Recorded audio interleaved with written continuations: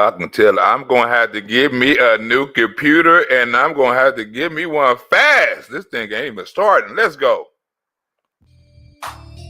Slapper. If I got to get me a new computer Shout out to Legend and get one fast.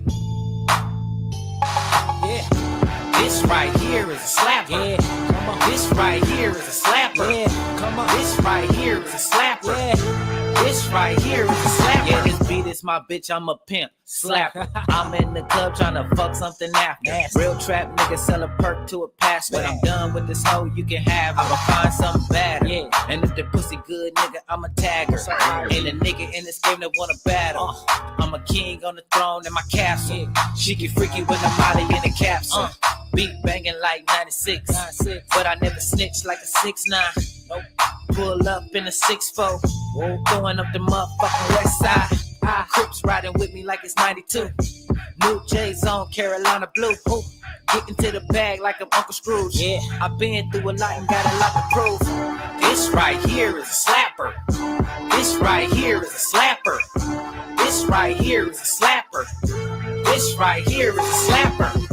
This right here is a slapper. This right here is a slapper.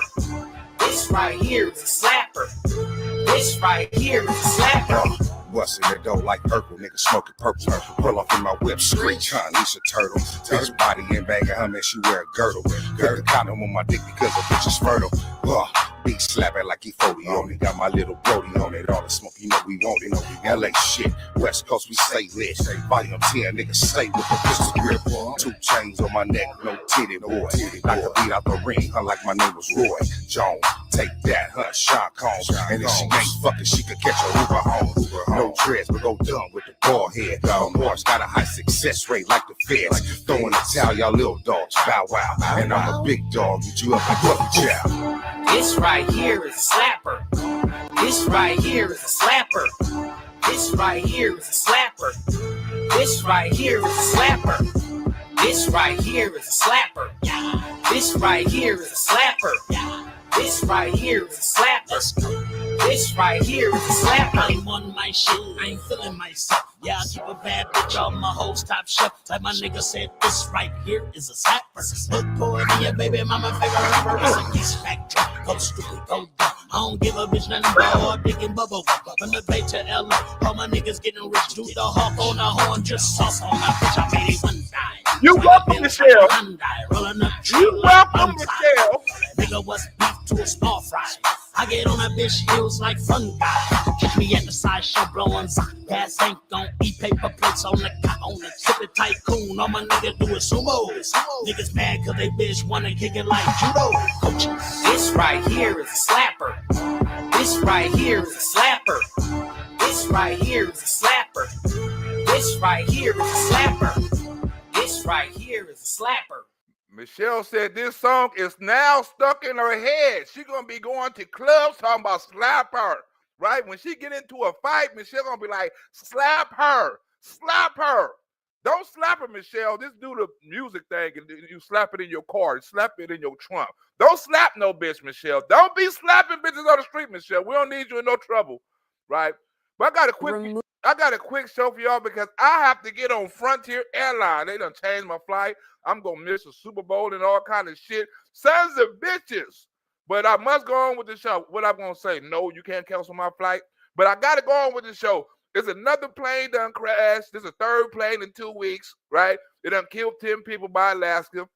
Hopefully, I'm not one, or I'll get some good luck today. But anyway, did you know that Joe Biden lost his security clearance?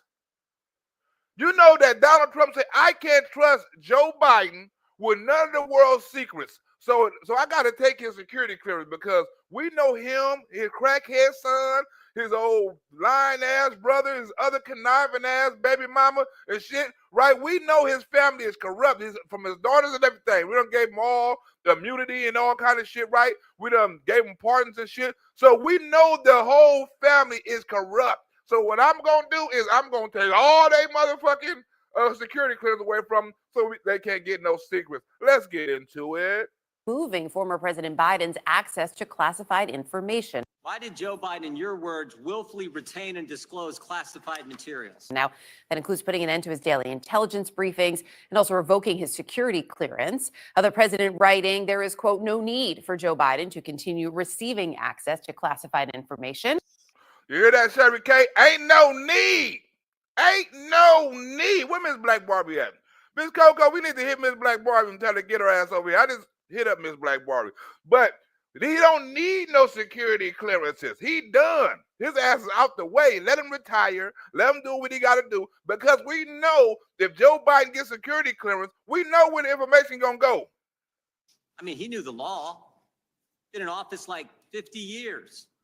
Going on to say he set this precedent in 2021 when he instructed the intelligence community to stop the 45th president of the United States, me, exclamation point, from accessing details on national security, a courtesy provided to former presidents. 5 decades in the United States Senate, chairman of the Senate Foreign Relations Committee, 8 years as vice president. He got briefed every day as vice president. He's been in the Situation Room.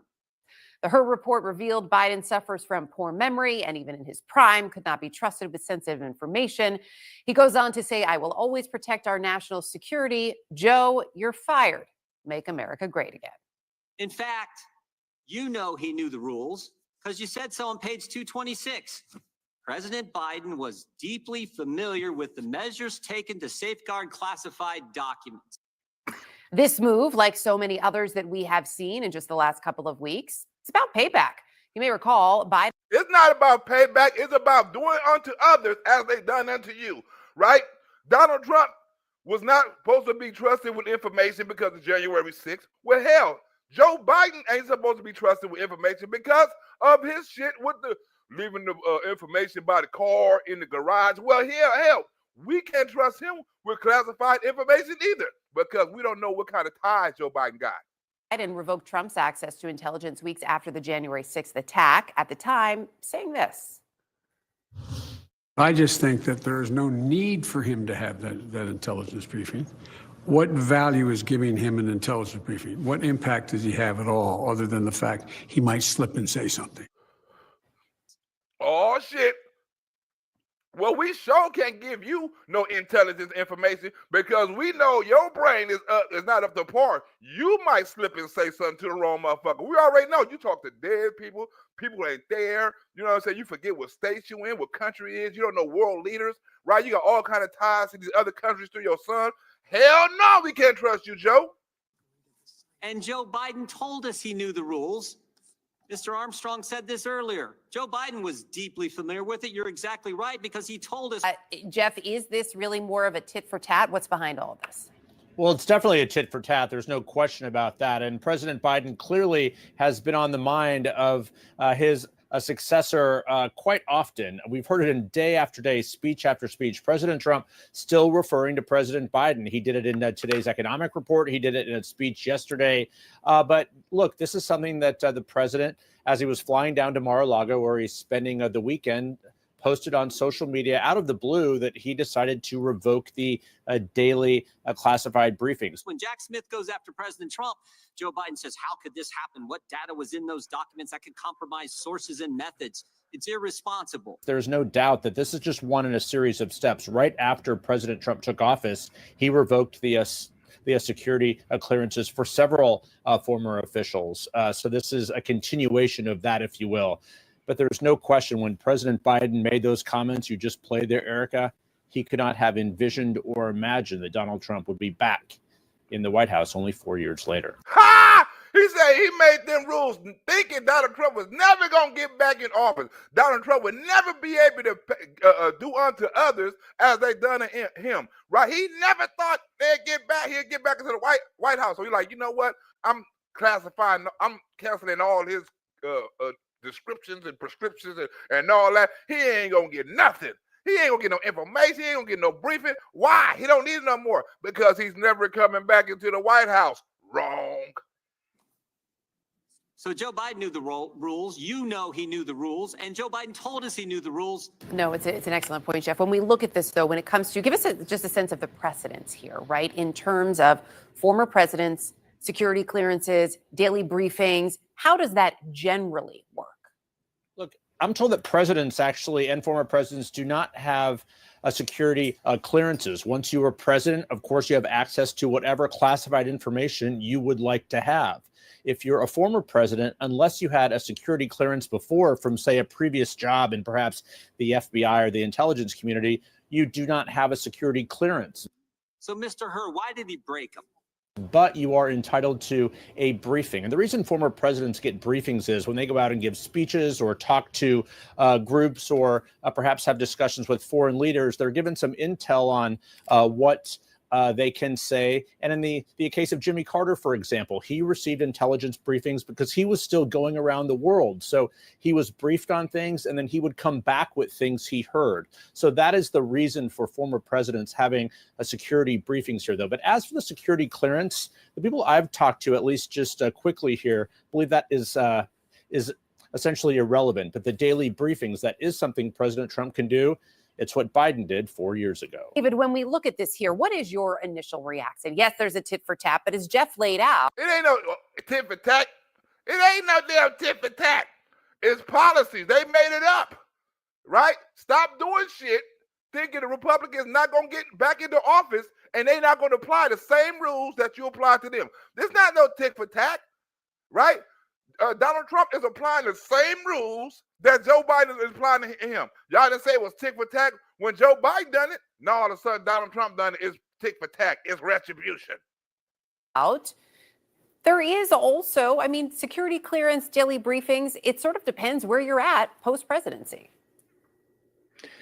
Yeah, well, like this is another norm that's just going by the wayside in the era of Trump. But I don't think it has particular meaning, and I think that it is completely predictable because the president's been on a vengeance tour since he took office. The thing that worries me, and the thing I think is more relevant, is not the people he's taking security clearances away from. It's the people he's giving security clearances to. He signed an executive order on his first day, essentially giving him the ability to give top secret security clearances to anybody he wants as they went through the security review process, so you could get it without fulfilling that process.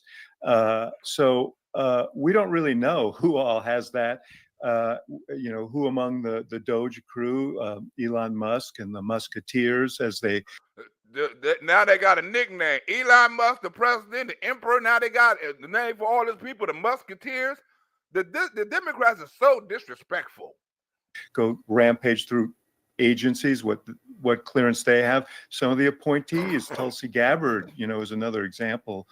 And this has been, of course, discussed in the Senate hearings. So we should focus on the here and now. And the question is, who does have security clearances now, and should they?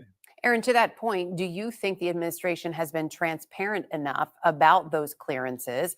And even when we look at shit about to school the Democrats right now with some shit about Donald Trump and security clearances and transparency, right? And she about to put eggs on all their face, right? Because she's going to make them look stupid. And they're going to hurry up and change the subject. And they're not going to even try to debunk or rebuttal anything she said because they know she's spitting nothing but facts right here. They can't say shit. Watch the egg on their face. They can't say shit, but shut up. We heard, I believe it was Caroline Leavitt saying in the briefing just yesterday when asked about Elon Musk and conflicts of interest this week, was basically said, well, he's going to police himself and pull himself out or wait, sort of raise his hand if he thinks there may be a conflict of interest. Is there enough transparency and oversight at this point in the administration, Aaron? Well, I don't believe there's ever a full list of people given security clearances that is put out by any administration. So I don't think that would be something that the Trump administration would or should do. If we're fact one, that's not nothing they should do because everybody don't put out everybody information about who got security clearance. You don't need to know who got security clearance. Fact number one. Trying to go by norms here. When it comes to transparency, I mean, you can certainly try and argue about DOGE if you want, but technically Elon is a special government employee, so he is bound by the ethics and the rules. Fact number two, Elon gotta abide by the rules and the ethics because he's an agent, right? He has somebody he has to answer to, and that person he has to answer to holds the responsibility. And who is that person Elon got to answer to? No other than Donald Trump. That exist within that type of position. So there is certainly oversight in this. And at the end of the day, the buck ends and stops with Donald Trump. He's been clear throughout this process that Elon does report to him. It's clear that Elon does report to President. Elon does report to me. So think about this. Donald Trump has the most powerful, richest man on earth right now answering to him. If you want to talk about ego, that's an ego for your ass. I have the man that's supposed to be the smartest motherfucker in the world, and he's definitely the richest motherfucker in the world. I have this son of a bitch working for me, answering to me, doing what the hell I tell him to do. He's under my control. I can fire him. I can do anything. I can replace him. I can do anything I want because I have control over the richest man on earth. Let's go.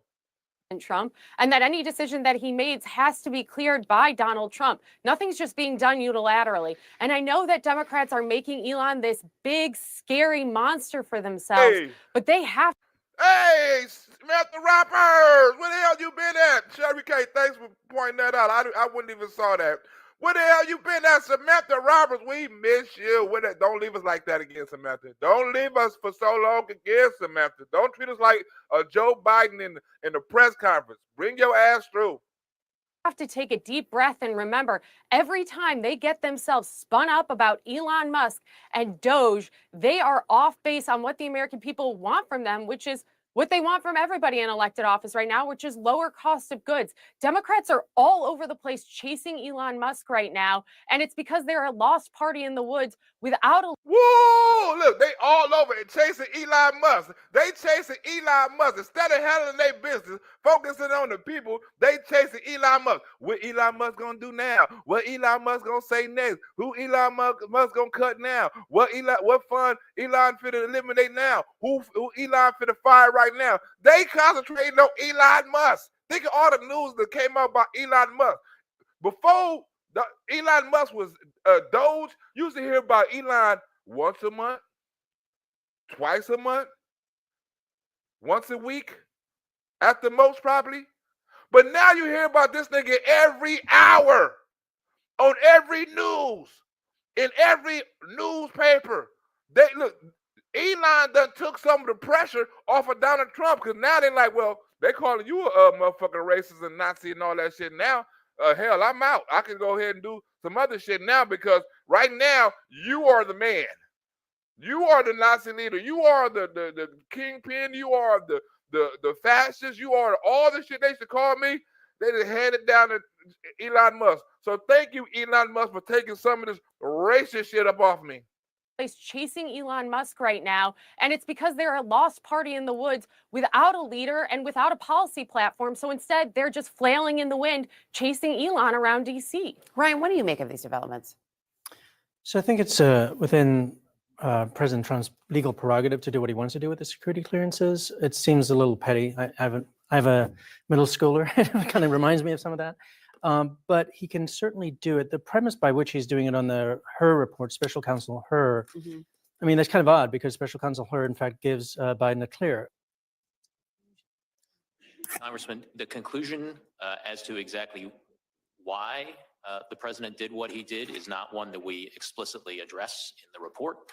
The report explains my decision to the Attorney General that no criminal charges were warranted in this matter. I think you did tell us. He Look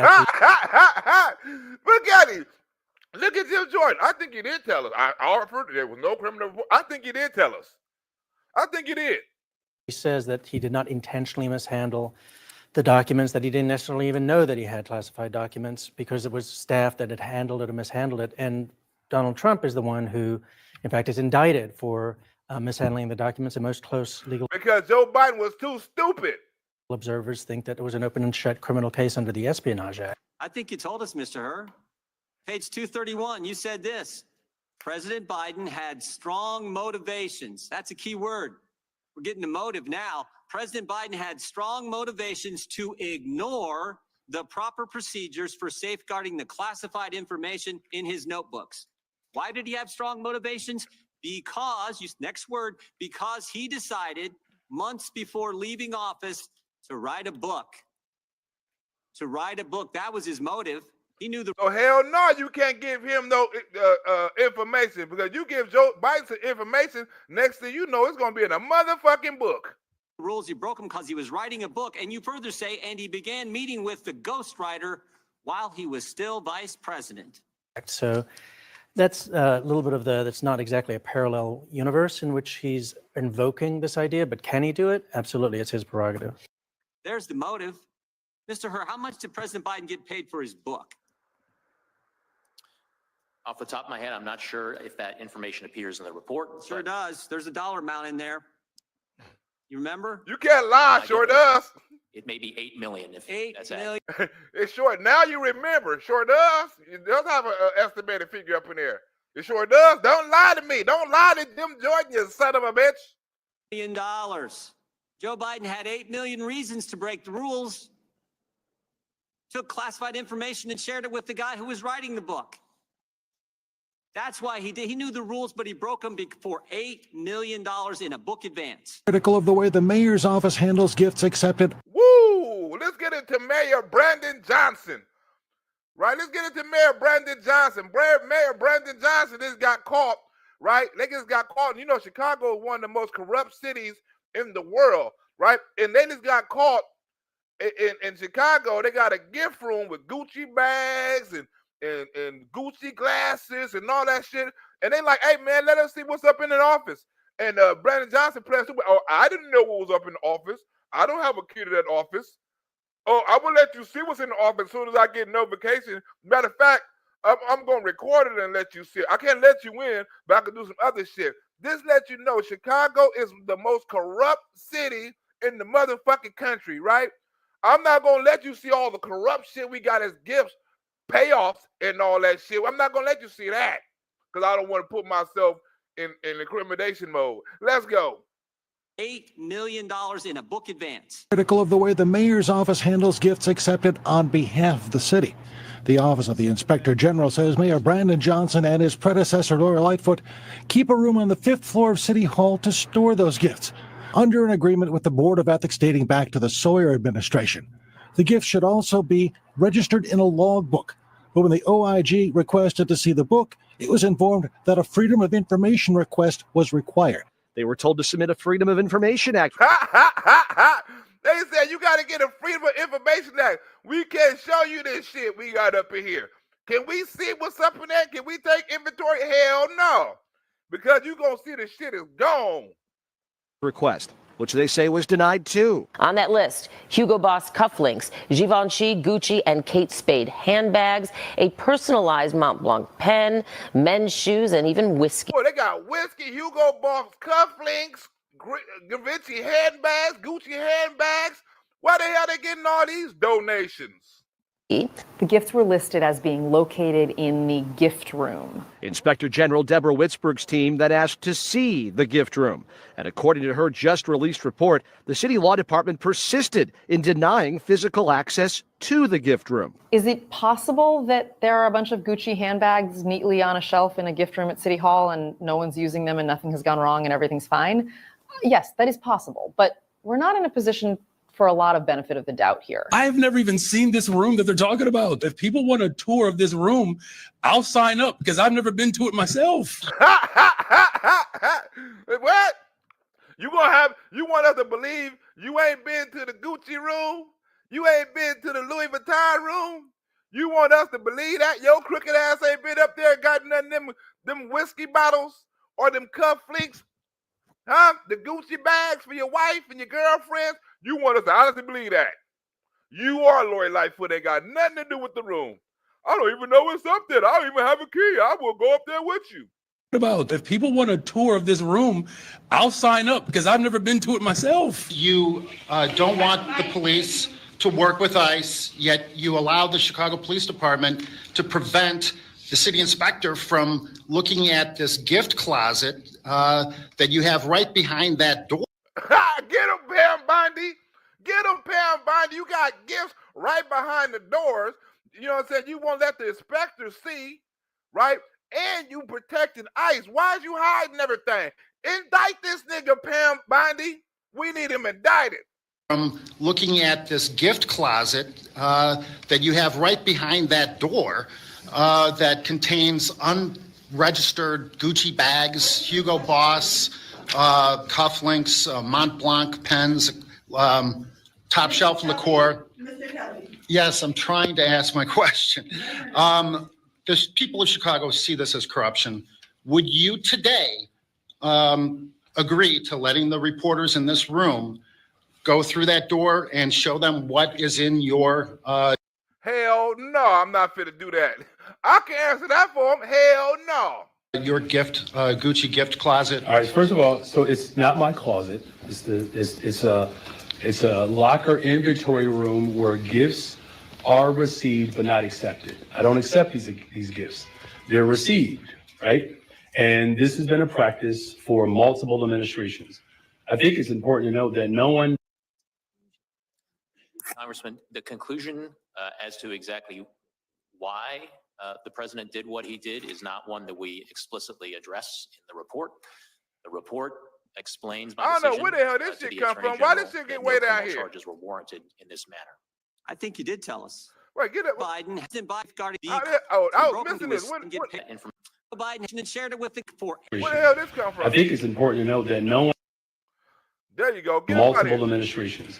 I think it's important to note that no one has ever asked to see that log, ever in the history of this locker inventory. No one has ever. Now they're asking to see it. No one has ever asked to see that log. Well, now, nigga, they asking to see it. Break down the doors. Pam Bondi is in office. Ever asked, but the log is accessible and available. Thank you. I'm going to do my best to try to break this down as simplistically as I possibly can. Nigga, you don't have to break it down. All you got to do is open it up. You just can't come to the fifth floor demanding to roam the fifth floor. The FBI can't do that. Just can't do that. And there are people in this department, I want to make this point absolutely clear. And the history of the city of Chicago, whether it's the OIG or any other individual, has ever asked to see the book log. That's what I want for Chicago. So the mayor says they will make some changes, so everyone will get to see this gift room very soon because they're going to take video of it and post it online. Bullshit. Let's get into the immigration, right? On from Brandon Johnson. Let's get on with immigration, right? Now, Cat Williams had a video. I don't know if you saw it yet. He had a video going viral where he was in when he was on stage, right? And he was talking to a heckler, and the heckler was evidently a Mexican, and talk about how Cat Williams was in Mexico, and Cat Williams was like, I'm in the United States. You can take your ass back to Mexico if you like Mexico so much, right? So we're gonna get into the black and Mexican war and this Mexican over here, lady talking about this is our land and shit like that. Oh, it's about to be a whole bunch of immigrant shit right now. Immigrants getting arrested and all that shit. But it's a very funny part on how how Cat Williams went crazy. Now people don't know, comedy is pain turned into humor. So comedians, in order to be very funny, you have to experience a lot of pain. It's weird and it's fucked up. You know what I'm saying? But if you understand comedy, you have to write your pain and turn it into jokes, right? So the more pain you go through, the more life experiences you go through, the easier it is to write a joke or a song or something that other people can relate to, because everybody go through pain, right? So if I get on stage and I talk about my relationship with my kids, right?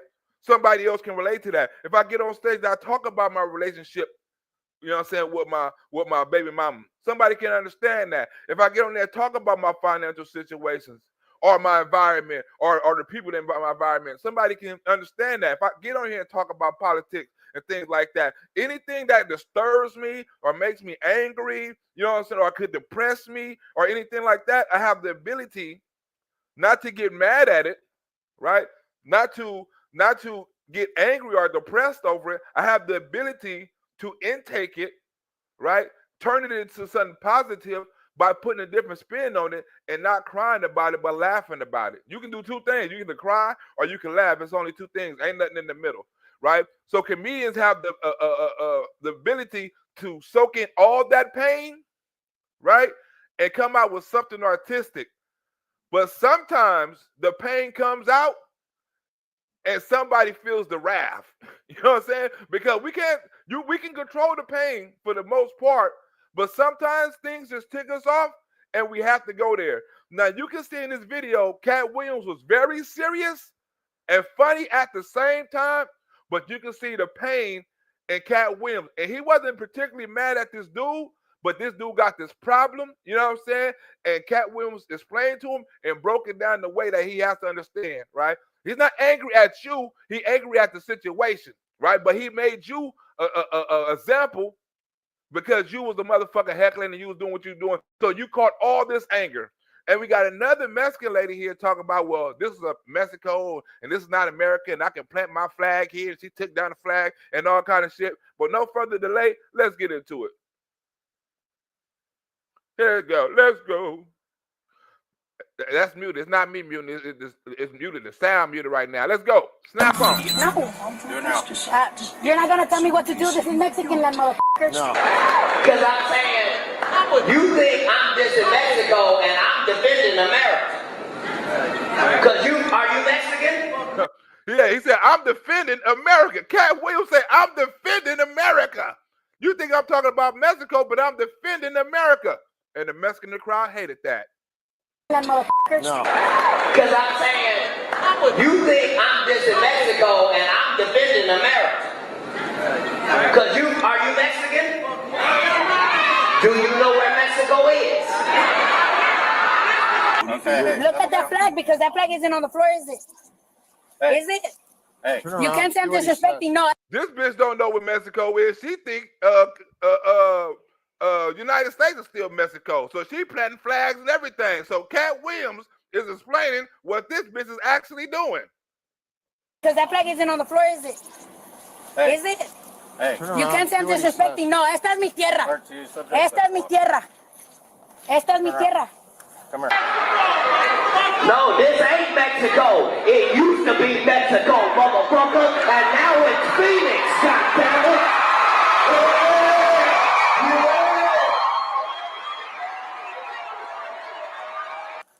Okay, my people kill you. I'm going in peace and you're hurting me and you're going to regret it when you... Okay. USA! USA! USA! USA! USA!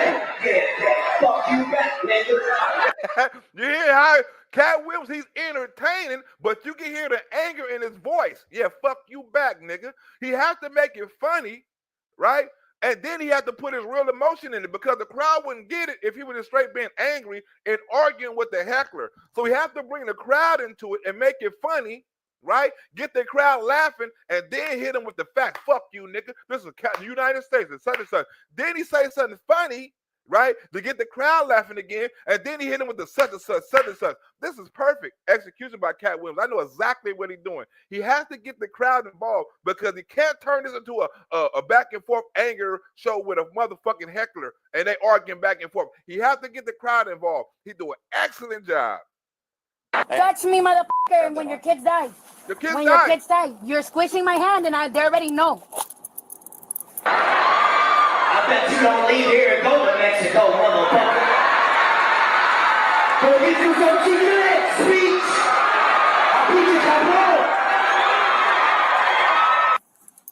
Yeah, Michelle.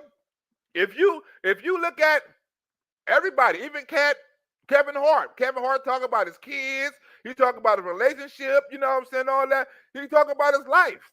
Everything you see Cat Williams, he talk about his updated life. You hear Cat Williams, the most funniest jokes he had was about when they said he was going, Martin Lawrence, when they say he was crazy on drugs and stuff like that. Chris Tucker just came out with another special talking about his life and things like that, right? All the pain and divorce. If you hear comedians, they talking about how they was divorced, they, a relationship with their kids, it's all about pain, right? But you're not going to see it as that because we have a particular gift of turning that pain into humor. So you're going to actually laugh at your pain and laugh at some of the things you see instead of stressing out over it. Because we can explain the same jokes in a different way, right? That's why comedians like Cat Williams and other people can get real deep sometimes. You be like, damn, I didn't know you can get that deep. We have to be able to get that deep because we have to be able to control emotions. So we have to be able to get deep into your emotion, you know what I'm saying, or deep into your spirituality and bring something out and make you laugh about it instead of cry about it. They say do the same thing at church. They do the same thing with music. All of it is pain turned into humor. You know what I'm saying? Women talking about they going through stuff, men cheating on them, and all that's pain. Let's go. You don't need to go. Take me. Take me.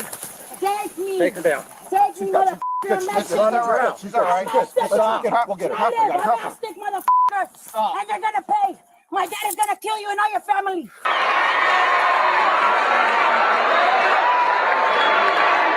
Miss Chocolate Coco, you can see the anger in him. But he's anger, you know what I'm saying? But he's really explaining also, right?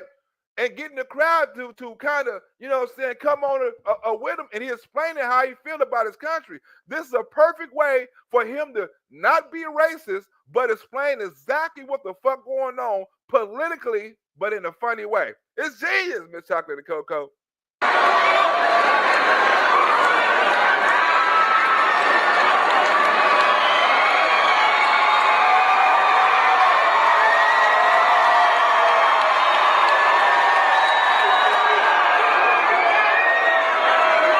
You think it's a joke until it's not. You're hurting my hand and I already told my dad. Okay, cool. Hey. You think it's a joke? Hey, relax. You're gonna set me free. Relax. No. Okay, cool. I said you want. Turn off my car. Turn off my car. Don't This tell is my me land. what to do. Get the out. Then get the out of my land. I ain't got time. Like, don't tell me. Tell my car. Like, don't tell me what the fuck to do. My father's gonna kill you. Okay, that's cool. Turn off my fucking car. Well, hold on, bitch. Don't tell me what the fuck to do. Mexican land. No, nigga, do you know where you at, nigga? This is Mexican land. Cat Williams say, no, it's not, bitch. This is United States. Do you know where the fuck you at? Huh? This is what happens with hecklers when you fuck with a motherfucker that you don't know is educated, funny, and on this shit. You hear? This is Mexico land. I had to mix a little Donald Trump up in here. Do you know where you at? If you don't like this motherfucking country, you can go back to where you came from. Cat Williams must watch Donald Trump because he say the same shit. You don't like America? Take your ass back to Mexico. Let's go. Get the out of my land. That's Mexican land. No, nigga, do you know where you at, nigga? USA! USA! USA! I don't give a fuck! That's Mexican land. Yeah. You want to put me in my... Oh, okay. I'm going to let my father kill you. USA! I'm going to let my father kill you.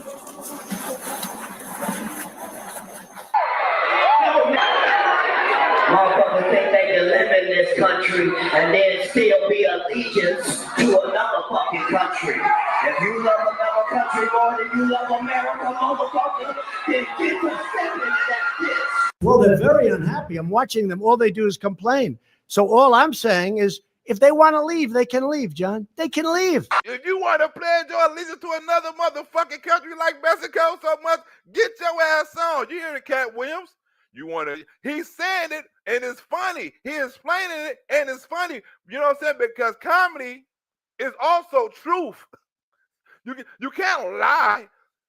There's no comedian that get on there and just lie about everything, right? And make up all kind of shit that's successful. You have to be able to relate to somebody. And right now, that's relatable. You want to be part of the United States, motherfucker, get with the program. They didn't know Cat Williams had it in him.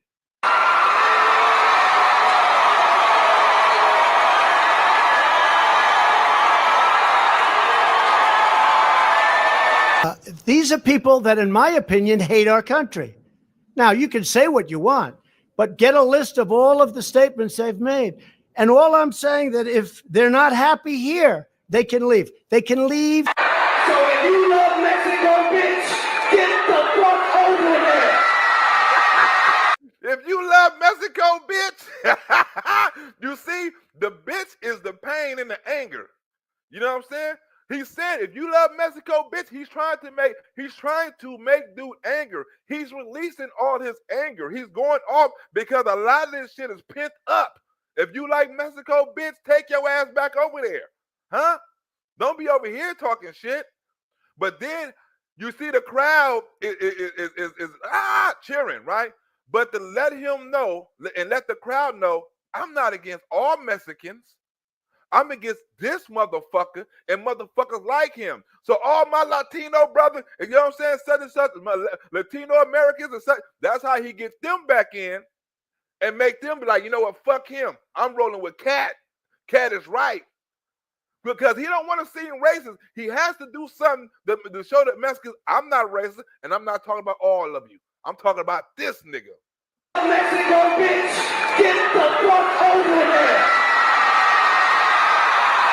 And you know what? I'm sure that there'll be many people that won't miss them. But they're American citizens. But they have to love our country.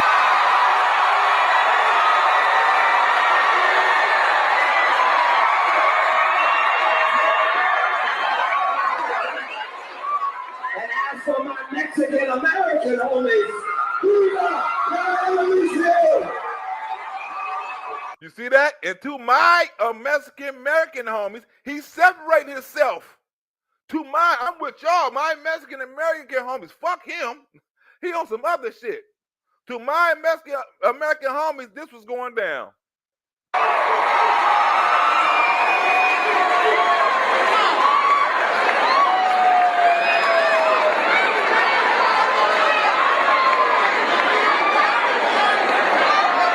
These are people that if they don't like it here, they can leave. Oh, say, can you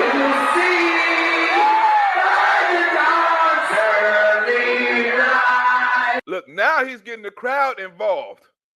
He said to my Mexican American, right now he's doing something where the crowd can actually sing along, and he letting this dude know, motherfucker, I got the crowd on my side. Watch this. What's so?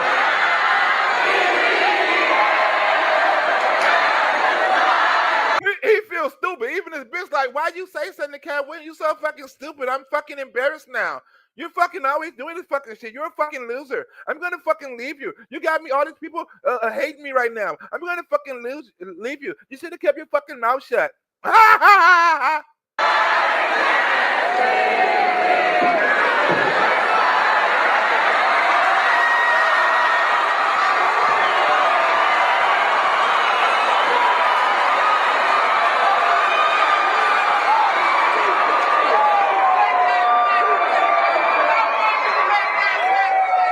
Hey, Michelle, I told you I was going to use this, didn't I tell you, Michelle? I said, look, Michelle sent me this yesterday. I said, I got to use this right here, Michelle. This going on tomorrow's show right here. Thank you, Michelle. You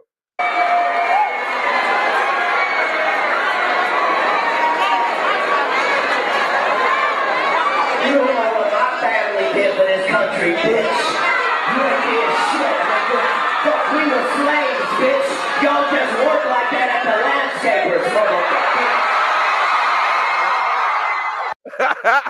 Then Cat Williams, right, got the facts and the history on his side, right? Went back to his blackness. Y'all, he said, y'all, not the Mexican Americans, these motherfucking immigrant Americans trying to come over here like they refugees or was kidnapped or something like us and want all our rights. We're going to get into that in a little further in the program coming up.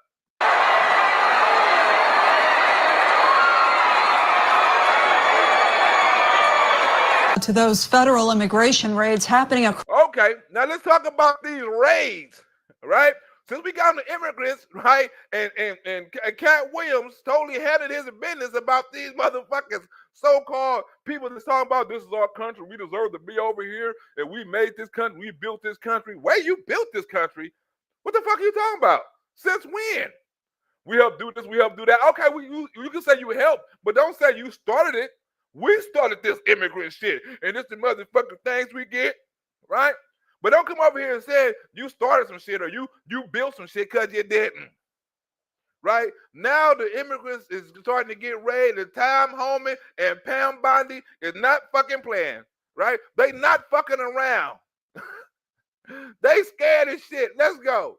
Across the country, today federal agents detained and arrested people in Denver and the neighboring. Oh shit, Sergeant Mo, I was supposed to look, man. I was supposed to be out here. Look, right now, I'm supposed to be out there with Sergeant Mo. Right now, if they wouldn't have canceled my plane, I'm supposed to be out there watching the Super Bowl with Sergeant Mo fucking today, but they canceled my damn plane because they talking about some weather shit. You know what I'm saying? But us on my layover, but I'm supposed to be in the damn. Oh my God, I don't miss the Super Bowl, Sergeant Mo, man. I'm supposed to be with Sergeant Mo. Thinking of this shit. My bad, y'all. I just had a messed up thing talk about Denver. As soon as you said Denver, I said, damn, I'm supposed to be in Denver right now. I'm supposed to be in Denver. Hanging out Sergeant Mo. Ain't this a bitch? Don't mention Denver again, bitch. You know what I'm saying? You give me a bad memory. City of Aurora, Colorado, breaking down doors and questioning people as they searched for more than 100 reported Venezuelan gang members. Did they find the people they were targeting? Woo, them motherfuckers cut off blocks looking for hundreds of gang members. That's a lot of gang members. That's a lot of illegal immigrant gang members that are known. 100 of them in a 4-block radius. What the fuck is happening in Denver, Sergeant Mo? Well, we don't know the answer to that yet. I'm sure they did get some. We're also sure they did not get all. My good afternoon. About 5 hours ago, eight men came out of those doors behind me in handcuffs, detainees. It was a well-orchestrated, well-planned event involving Immigration and Customs Enforcement, the DEA, Homeland Security, and the FBI. They shut off about 4 square blocks around here. We've got some video we'd like to show you. That was all the alphabet boys. All the alphabet boys came, A through Z.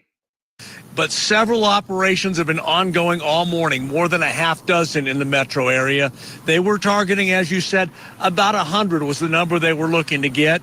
We have an interview with the special agent in charge of ICE later on this afternoon. We're going to get those answers. But we also talked to neighbors here, and one gentleman came up to us, and he's lived here for more than a dozen years, and he talked about how he really... Look, and you know, I'm not to talk about this dude, but you can tell he on some shit.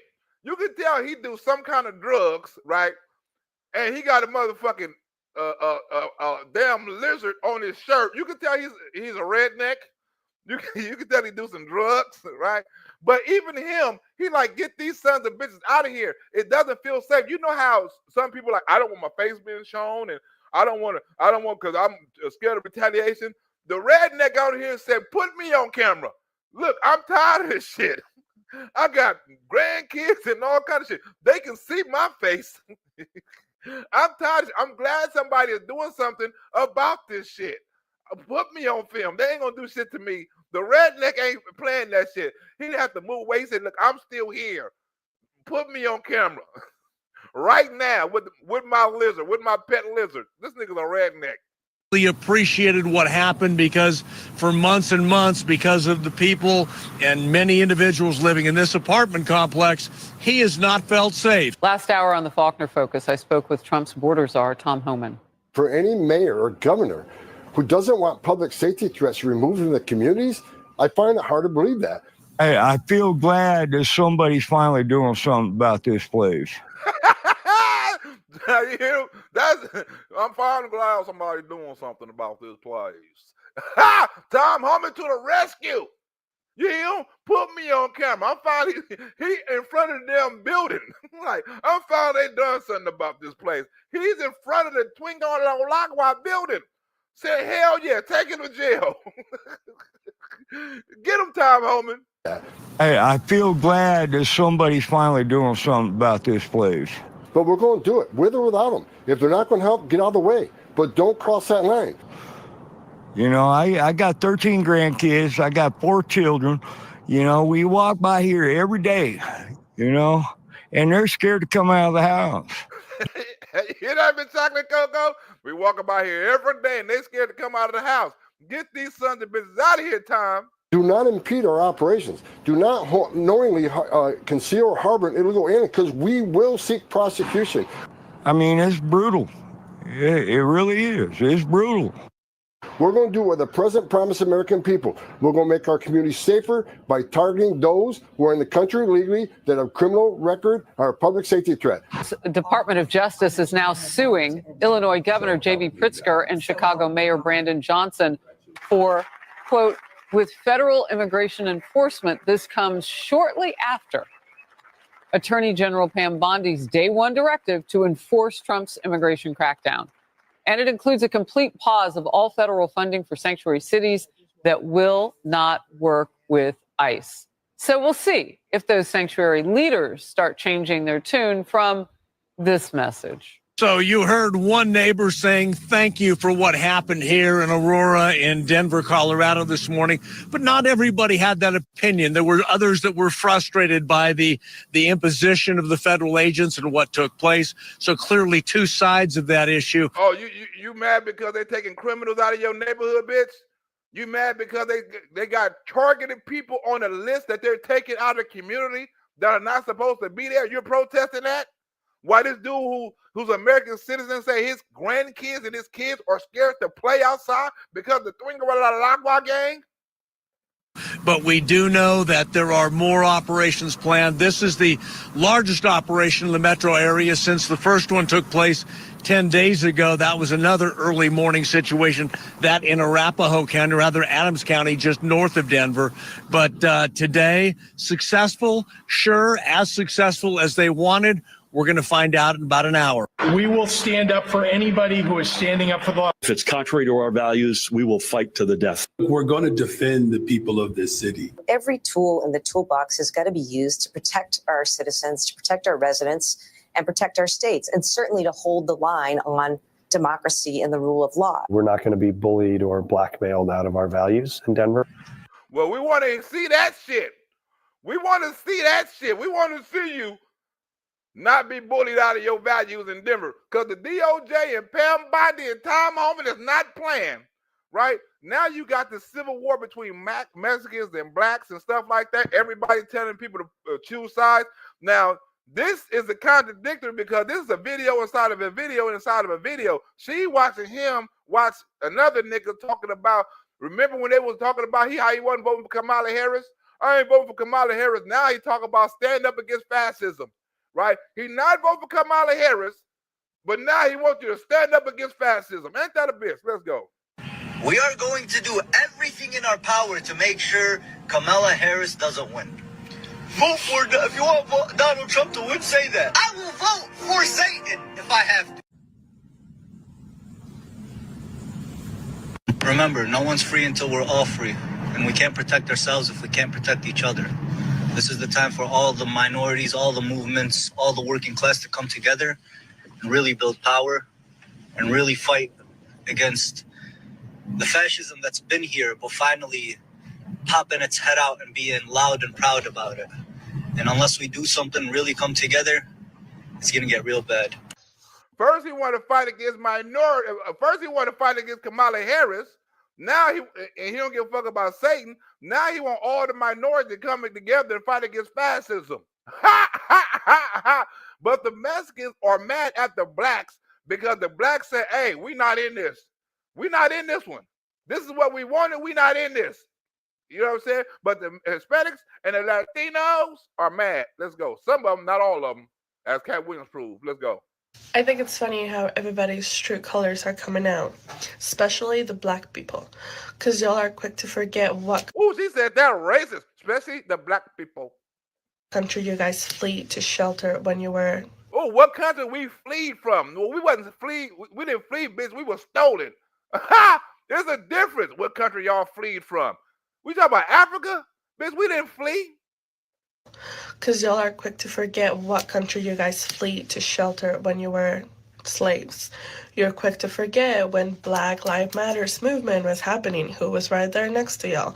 You're quick to forget that every time you guys are out there protesting for your rights, who was right there next to y'all. Now you're out here making videos talking about, like, let's sit this one down. But you're also quick to talk shit on us. And then when we say something, you're quick to play the victim card and say, well, you're being when y'all are starting it. But you know, to each their own. She said the black people are starting it. The black people for y'all motherfuckers is racist. Help us out. We helped y'all out. Help us. Amazed of how many people from the black community are telling me to go back to Mexico, telling Mexicans to go back to Mexico because we're illegal and it's a crime. It was also a crime. Well, you're not from Mexico, right? They can't tell you to go back, right? Ain't that the right? We're not from Mexico. I'm American. Well, okay, well, we can't tell your ass to go back. He's telling the illegal citizens and the criminals to go back. Bitch, if you're not illegal, don't worry about it. When your ancestors went to Mexico, when they were escaping the white people in Mexico helped them. A lot of Mexicans got killed for that. Yeah, right. That's not in the history books. They helped them. They help your people. We didn't oppress you guys. And this is how you guys pay us. Even though I'm using my nice voice, I want you to listen to my face. This is a brief and a heartfelt courtesy note from the 92%. We are resting. We're not debating. We're not leading. That's the 92% of black women. Black women say, y'all on this by y'allself. This is 90%. I'm speaking for the 92% of black women that voted for Kamala. The charge. We're not strategizing. Well, we're strategizing. We're just not strategizing with you. And we're not explaining for the millionth time anything. And we're absolutely not going to fix it for you. It's so simple. We've just decided together and all at once that we're not going to be bashing our beautiful heads against brick walls like we've been doing for decades. Sisters, listen. I want y'all to really, really listen to me now, okay? Because this is real. We said that we were going to sit our asses down, right? You gonna sit down. Didn't nobody help us vote Kamala Harris and we sitting our ass down. Look, and I know that what's going on out here is really fucked up, okay? Especially when it comes to these babies being taken away from their families and things like that. I get it. I heard a sister say that she's a teacher, and she was saying, you know, they can't come get my babies. I work too hard, this, that, and the other. Now, granted, I understand all of that, but this right here is not our fight. It's not. Hell no. It's not. And I feel so bad because the human and mother and just doing what's right in me. Listen. You know what's right. You know they gotta go. You know they fucking up the community. They can't speak on this. True black people cannot speak on this right now. That's why they're saying it out of it. They don't want to say, I'm not fit to fight for these criminals. I'm not fit to fight for these illegal aliens. They can't say that. They have to stay out of this. They have to stay out of this. Because they can't fight, but they can't say it either. You want to help. You want to help. And I understand that. We can't do that. We can't. It's nothing we can do. This is not our fight. Like Michelle said, cry me a fucking river. This is not our fight. I'm not going to go and talk about, because I've heard a couple of people saying, well, they didn't help us when we was in trouble and da-da-da-da, and we're not going to help them. That's not what we're doing. Tried to unify with everybody, all people of color. You want to know what they told us? Me no black. Me from the islands. Oh, they don't like our community. Oh, black people are lazy. This and that. They say that. Nigerians say that black people are lazy. There's a lot of people, immigrants come over here and say black people are lazy and stuff like that. Even in the jailhouse, right? When you go to the jailhouse, the Mexicans hate you, right? They would kill you.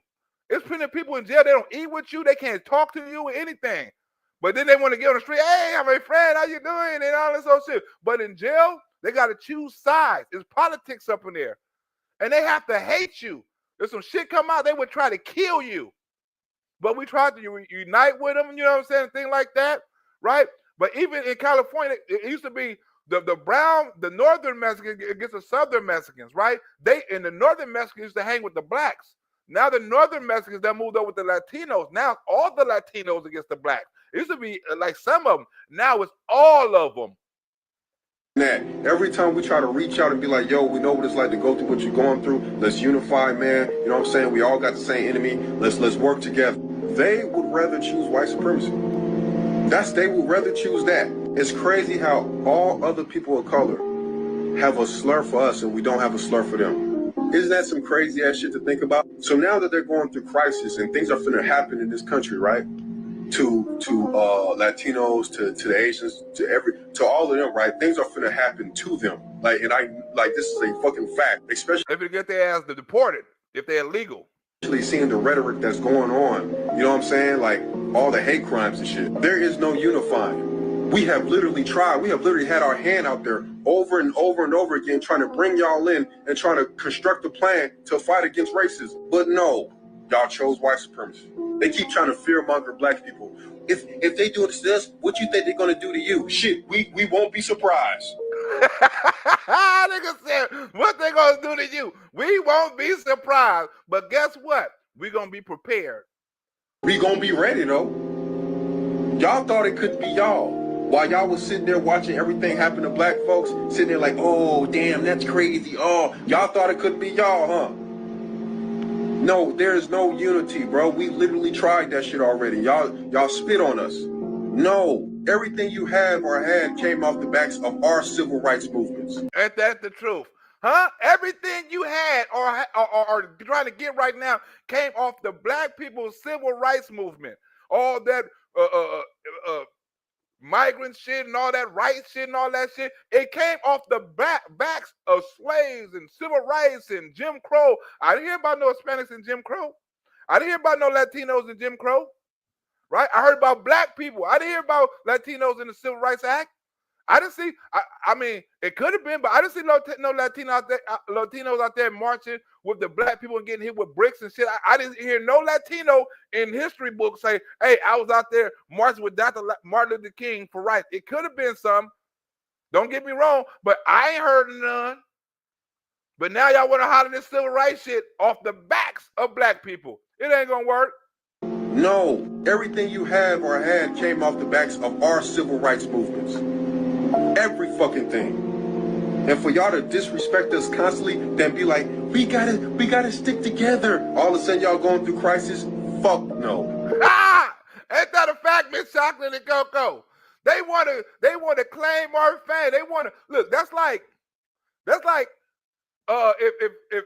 Patrick Mahomes played 3.5 quarters, throw for 6 touchdowns, run for 2, right? And then the game is out of hand, and they would bring a substitute quarterback in, and he throw for 2 interceptions, but he went MVP. That's how that shit feel, right? I done run the whole game. I done suffered all the hits, right? I done went through all the trials and tribulations, right? I done overcame, I done conquered, but now this motherfucker want to come in and get all the credit. He get all the Super Bowl commercials, all the interviews, right? He get to go to Disneyland when I went through all the shit to get us here. No, it's not gonna work like that, baby. We gotta stick together. All of a sudden y'all going through crisis? Fuck no. But I do wish y'all the best.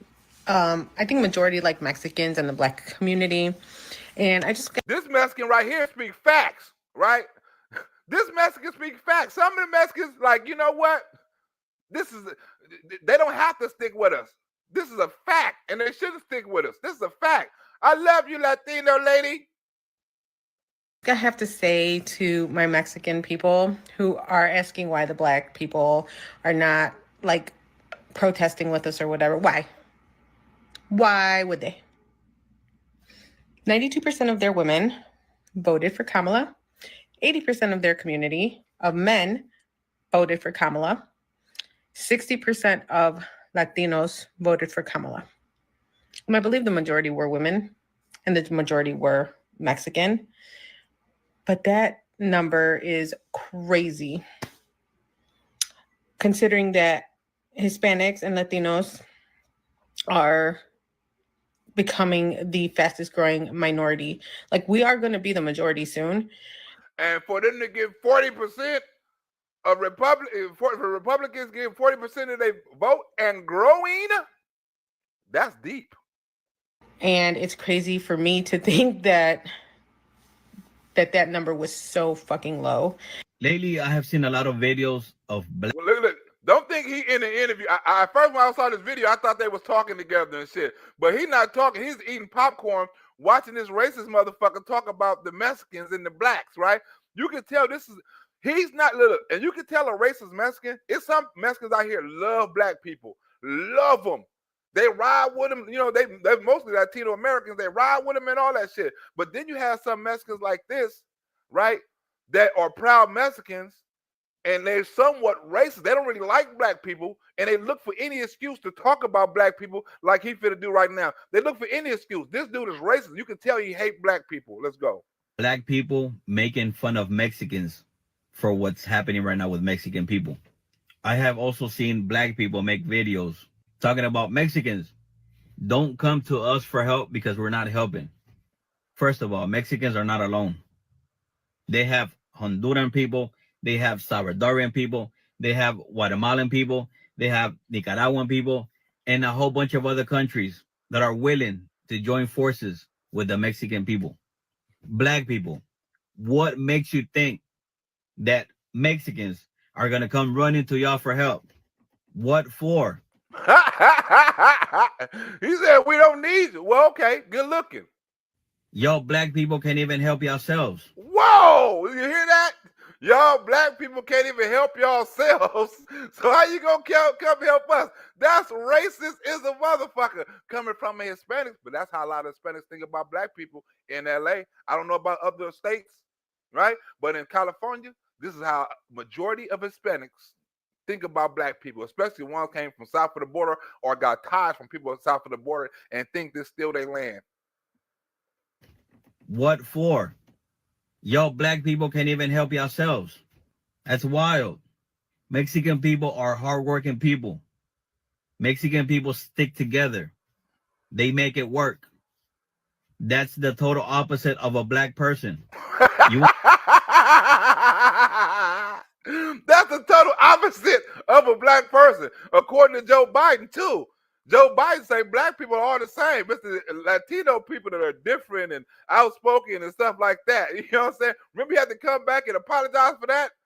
Joe Biden said the same thing. You can't even help yourself. Make it work. That's the total opposite of a black person. You want to call me a racist? Go right ahead. I'm just keeping it real. Like I said, Mexican people are not alone. They have all of us. What makes you think that a Mexican will say, oh, okay, well, we have the blacks. Let's go to them. Come on now. Y'all don't even trust each other. What makes you think that a Mexican will trust you? Wait a minute. This motherfucker say y'all can't help each other and y'all don't trust each other. Well, hell, is that a fact he's speaking, or is that how they think? Right? Now, that sounds more racist than a lot of white people. Right? This comes from a Hispanic person. How did he think? Like dude say, y'all rather run for the white supremacists. This don't sound like nobody like blacks. This don't sound like somebody hanging around blacks. This, you know what I'm saying? Y'all can't even help each other. Y'all lazy. Why would we come for y'all? Why we come for y'all for help? Right? This is you can call me a racist if you want to. This is racist. Y'all don't even trust each other. Y'all don't trust each other. So why should we trust y'all if y'all can't trust each other? This is bluntly racist. What makes you think that a Mexican will trust you if you don't even trust your brother? Get your popcorn ready and watch how Mexicans make this work. Get the popcorn ready and watch how we make it work. Well, go ahead, Latino. If you're watching this video right now and you're Black, I want you to take a moment and watch this video all the way through. Anyone else, you can watch as well, but specifically this is for my Black community. As a Latino, as someone who is under DACA, as someone who, as you know, we're going through it right now, I want you to understand, and I even want other Latinos to understand, that they're gonna have us think that the issues that the Black community deals with and the issues that the Latino community deals with, or Indian or Asian or women or whoever minority group, they're gonna have us believe that these issues are different and that Black people should only care about things that directly impact Black people, Latinos should only focus on things that directly impact Latinos, and so forth. And yeah, of course, I'm gonna prioritize me, my family, and my people, and that's what I'm gonna pay attention to. But do you understand that that way of thinking divides us? You don't think that ICE is going after Haitians and Black people too? There's a lot of Black people from different countries that came over here illegally. Them motherfuckers that was eating chickens and dogs and shit like that, hell, they ass gotta go. I don't believe they citizens, right? It's just that I don't think they're gonna show the Haitians and all them on TV, you know what I'm saying? Because they don't want to show Black people getting arrested. But hell, Black people getting their ass arrested too. There's a lot of Black people over here that's illegal. You ain't gonna see Black people standing up for them.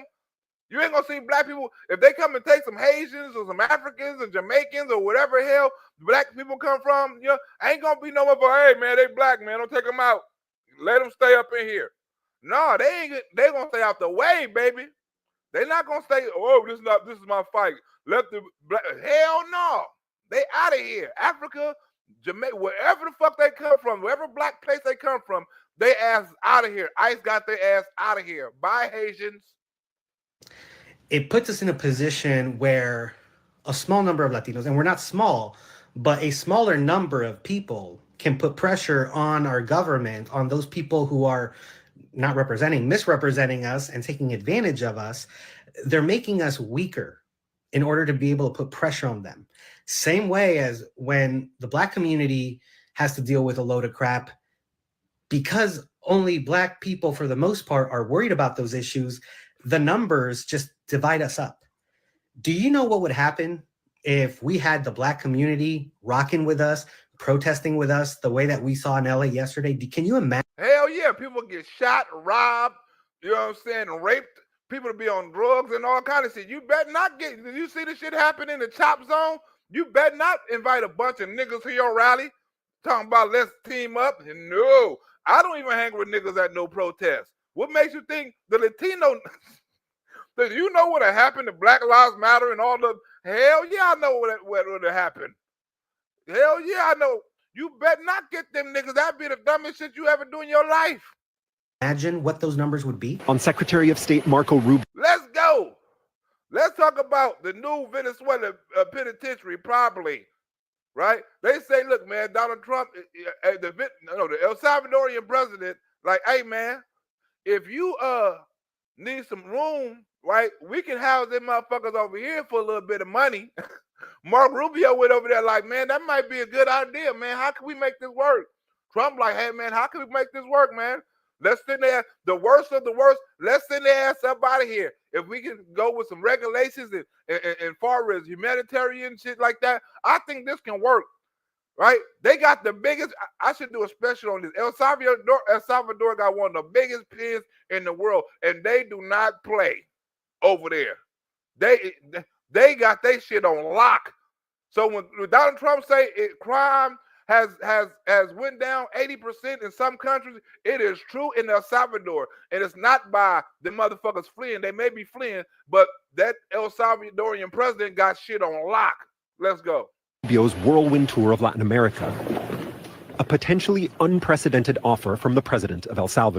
has agreed to accept for deportation any illegal alien in the United States who is a criminal from any nationality, be they MS-13 or Tren de Aragua, and house them in his jails. Woo! He said I wouldn't take them. I do this shit. I will break their ass over here. Huh? Send them to me. They criminals. They immigrants. Send them to me. They country don't want to take them. Send them to me. Send them. I got them. Let's go, El Salvador. President Nayib Bukele revealing more in a post on X, offering the U.S., quote, the opportunity to outsource part of its prison system in exchange for a fee. Yeah, these are businessmen.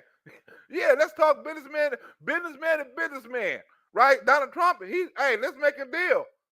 He's the art of the deal maker. Let's make a deal. We can work that out. He said, yeah, Donald Trump, I can let you have some of the immigrants for a fee.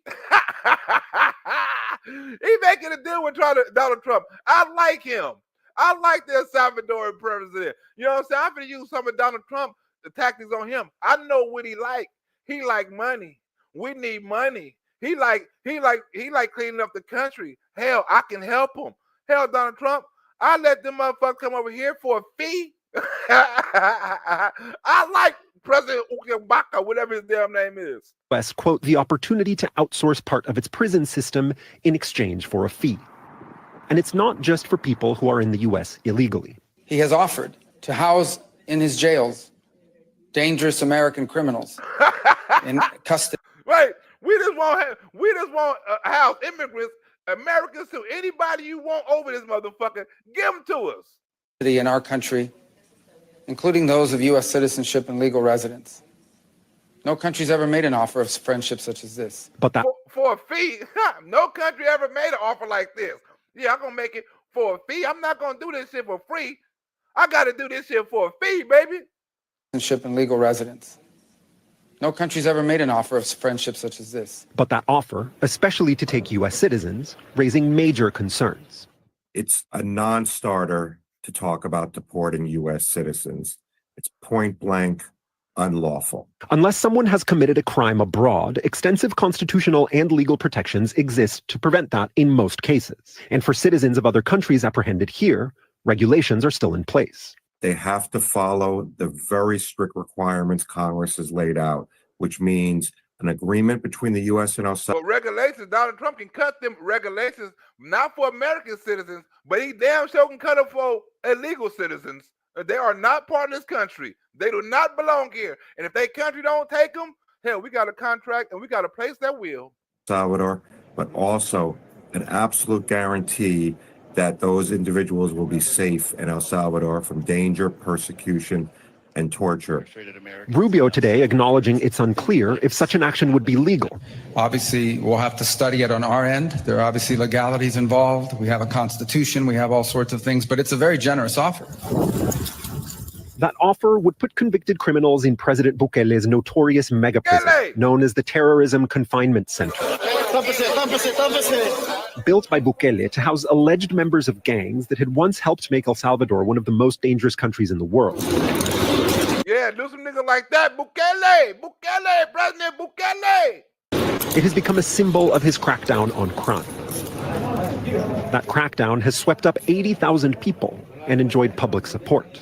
Los niños hoy van a las escuelas sin sus padres, caminan seguro con la seguridad. Knowing they will return safely and that they won't be kidnapped by gangs. Woo! Right? They saying, well, look, we're approving this shit. Que van a regresar a sus casas y no van a ser secuestrados por los pandilleros. That mega prison, the size of 7 football stadiums. Whoa! 7 football stadiums. This is a mega prison. Send them niggas over there. With the capacity to hold 40,000 prisoners. Movements are tightly controlled. No mattresses are offered. Prisoners spend all but 30 minutes per day in packed cells. The motherfuckers got to stand. There's no mattresses involved. Send them motherfucking twin guard like a walk-was over there. If they want to act tough and they're not from this country, send them. Look, they will deport their damn self. If they know this is where they're going, if they get caught, believe me, some of them motherfuckers will deport their damn self and go back to whatever country they came from. If they got to know, they got to go to Bukele cell. Bukele prison. He said these motherfuckers don't offer mattresses. They chain up all. Look at how these motherfuckers got to stand in the day room, right? Look, if I knew I was a criminal and this was I was facing, if ICE was arrest me, and I can go back to Mexico and say fuck it and live free, nigga, I'm going back to Mexico right now. If I know that I'm on that list, I'm going back to Mexico right fucking now if this was my option. hold 40,000 prisoners. Movements are tightly controlled. No mattresses are offered. Prisoners spend all but 30 minutes per day in packed cells. The State Department under President Biden called prison conditions in the country harsh and life-threatening. But President Trump tonight doubling down on his willingness to consider the offer. It's no different than a prison system, except it would be a lot less expensive, and it would be a great deterrent. Send them to... It'd be a great deterrent, and it'd be cheap. He doubled down on it. System, except it would be a lot less expensive, and it would be a great deterrent. Send them to other countries. No, we'll have to find that out legally. I'm just saying, if we had the legal right to do it, I would do it in a heartbeat. If I had the legal right to do it, I would do it in a heartbeat. Huh? I would do it in a heartbeat. Let's get into DEI and let's get into big balls, right? Let's get into big balls because, you know, big balls is all over the news. I don't know if you know who Big Balls is, but Big Balls is all over the news. Big Balls is everywhere. Big Balls. Do you know who Big Balls is? Huh? The media got Big Balls on their mind all day. I don't know if they really investigating Big Balls or they like saying Big Balls' name, right? Let's go. Is that what equity means? Giving opportunity or guaranteeing outcomes? No, it's giving access. Because that's what equity means. It's a difference. There's a difference between equality and equity. No, it's giving Harry, access. I just want to answer his question because I think Wouldn't this talent is super, and hard work Scott, give you I think this access? is incredibly important for you to understand and for everybody to understand at home, okay? This is I want everybody to understand at home what the difference between equity and equality is. Equity and equality is two different things. where I think we go crossways on this issue. You just asked the question, what does equity mean? Does it mean equality or does it mean access to opportunities? And conservatives want to define it a particular way, but you have to acknowledge, I'm asking you to acknowledge that people who believe in DEI do not define it that way. They do not define it as equality. I think they define it as trying to guarantee outcomes, and I think they define it as trying to punish people they don't like. Scott, that's wrong race, wrong Speaking diversity. from more of That's the what it's middle all of the about. country who's not hyper-partisan on this issue, I think that people generally think diversity is a virtue. It makes businesses better. It makes institutions better. But they also don't like when you have companies or organizations that are spending huge amounts of money to stand up DEI office. As an example, Fairfax County Public Schools, $400,000 spent on a DEI office, but kids are not reading at the levels that they should. They're not.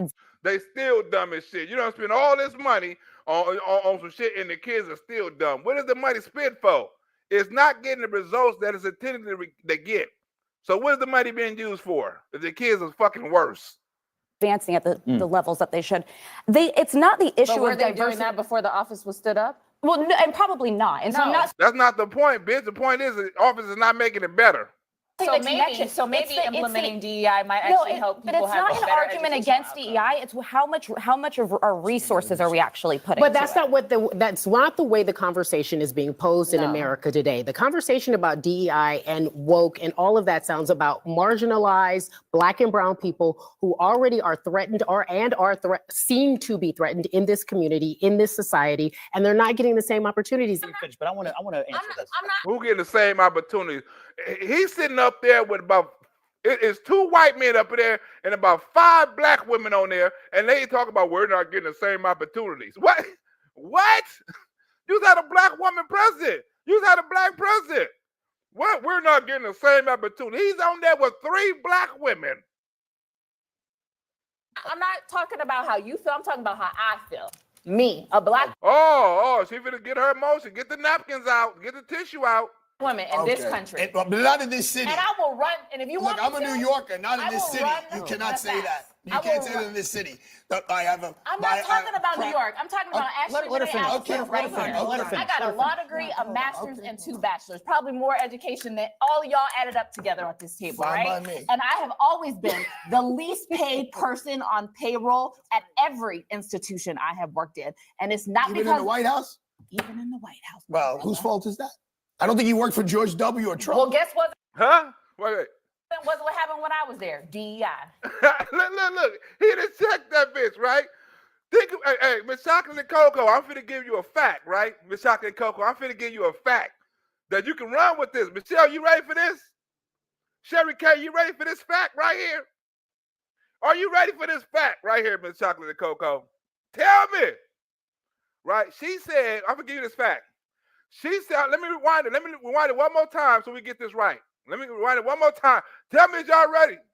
Sherry K, Michelle. Tell me, oh, you ready? Okay, here I come, Miss Chocolate. I'm gonna let it say it one more time before we get this fact in. I'm talking about New York. I'm talking about actually let her finish. right here. I got a law degree, a master's, and 2 bachelors. Probably more. She said she got a law degree, a master's, and whatever the hell. She said she got more education than all of them combined. That's a fact, she said. That's her fact. More education than all of y'all added up together at this table, Fine right? by me. And I have always been the least paid person on payroll. She said she has always been, she got all these degrees, and she's been the least paid person at every job that she had. Right? Probably because of DEI. DEI, you know, she probably a DEI hire, so that's what she probably claimed, right? She probably said she's a DEI hire. But she said she was the lowest paid at every job she ever had. Let's go. That's her fact. Fact number 2. Role at every institution I have worked in. And it's not Even because in the White House? even in the White House. Well, he asked her, even in the White House.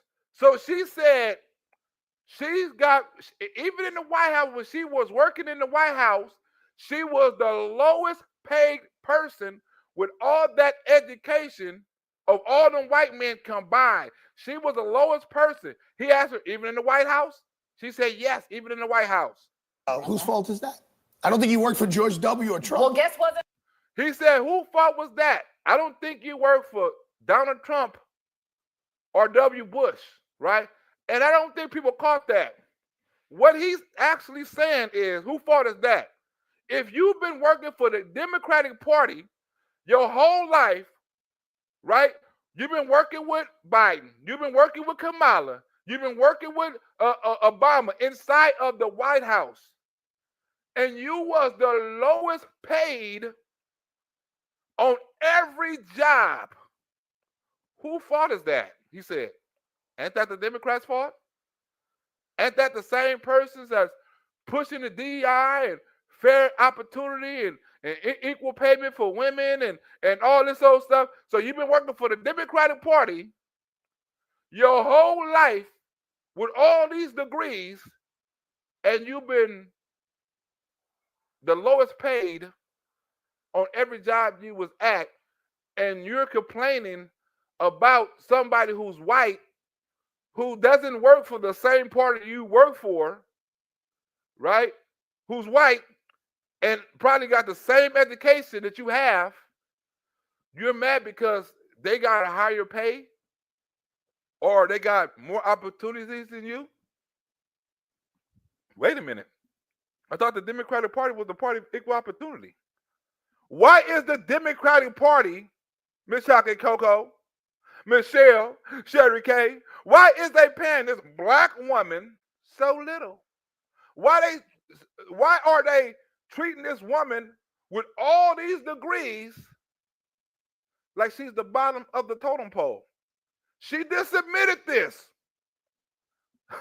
She just admitted it. That's a fact. So if they treating this black woman with all this education and she's the lowest paid on all her jobs, imagine how they treat another black woman with less education on her job. Huh? This is how the Democratic Party treats you.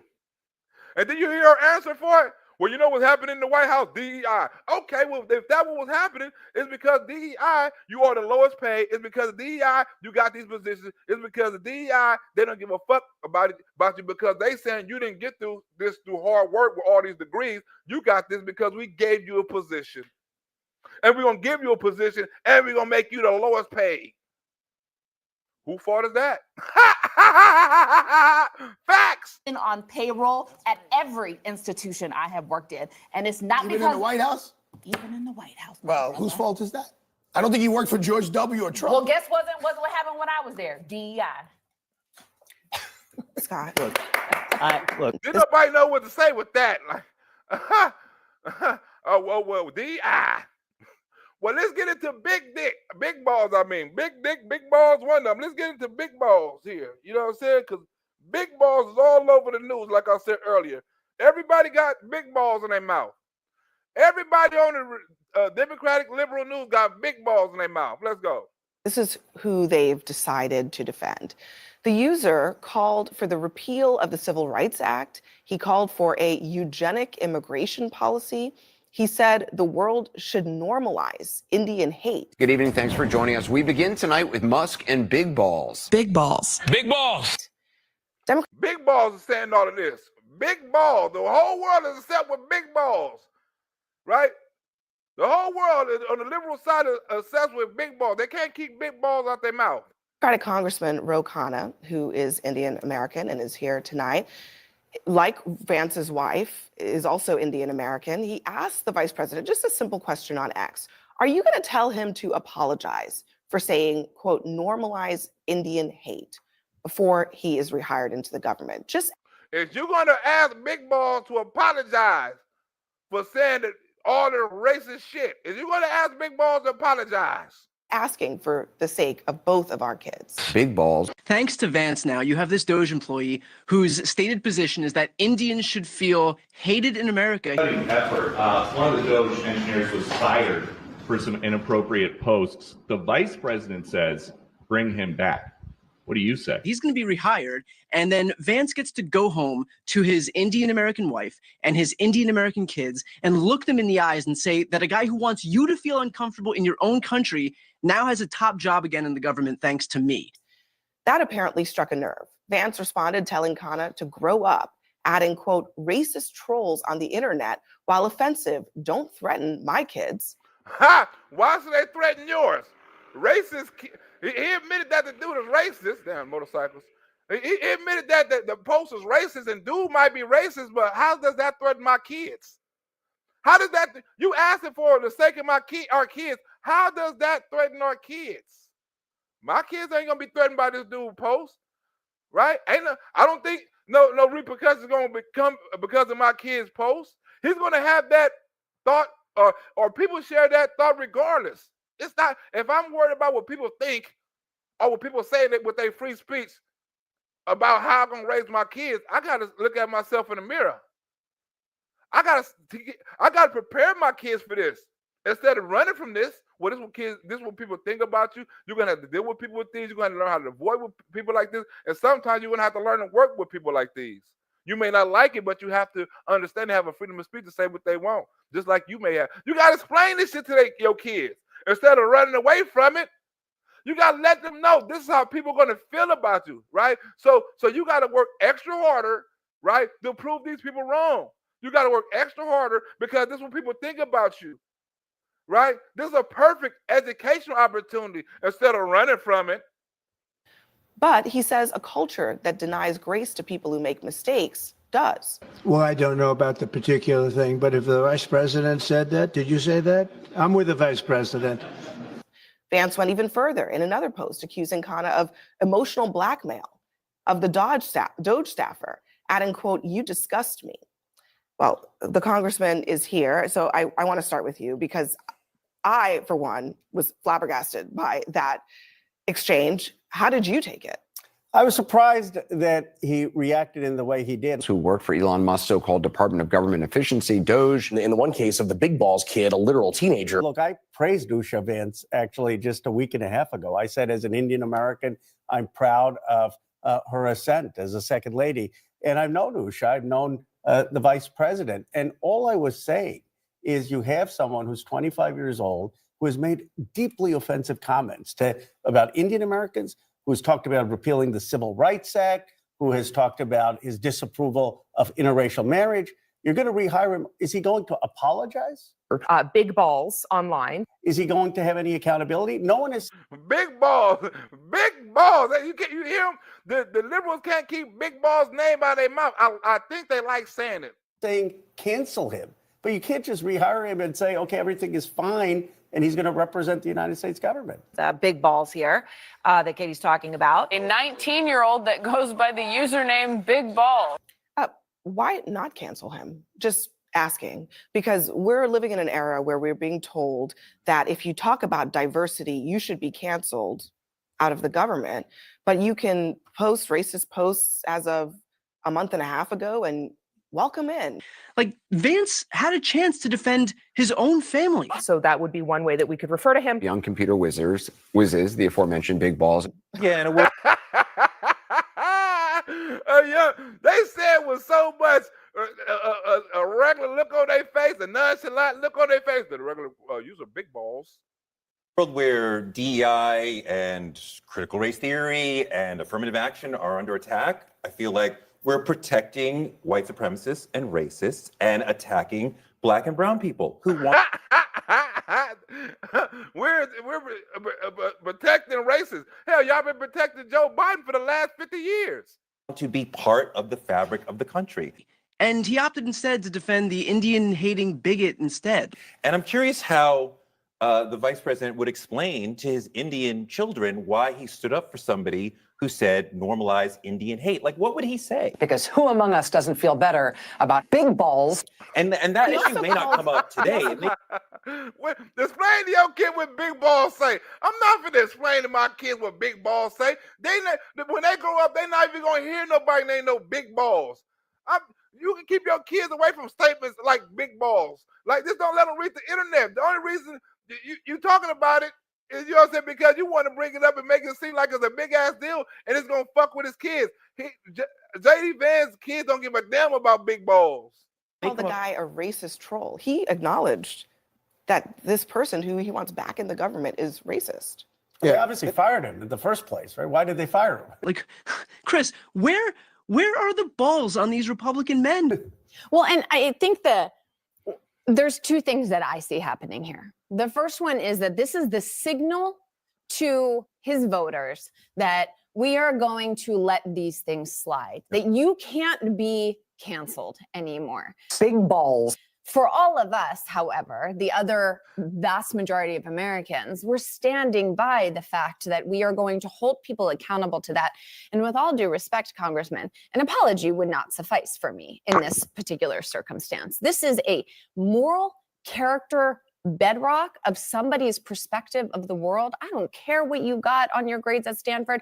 I don't care what coding competition you won. These are not the kinds of people who should be filtering the biggest decisions in the design of this So what, country. he's banished off into the desert No. for eternity? Trump calls Ted Cruz's wife ugly. Ted Cruz becomes Trump's best friend. Elon wants the DOGE kid who hates Indians back. Like, wreck his life, wreck his career, send him off into So you're nowhere. okay with racism in your party? Hold on, man. Let me finish. That is not. He said, hold on, man. Let me finish. Are you okay with racism in your party? Who the fuck said that? Hold on, man. Let me finish. Don't overtalk me and put words in my mouth like big balls, right? Are you okay with racism in your party? No one said that. He's an employee who have his freedom of speech. Fuck what he say. Can he do the job? Send him off into So you're nowhere. okay with racism in your party? Hold on, man. Let me finish. That is not what I said, so don't even go there.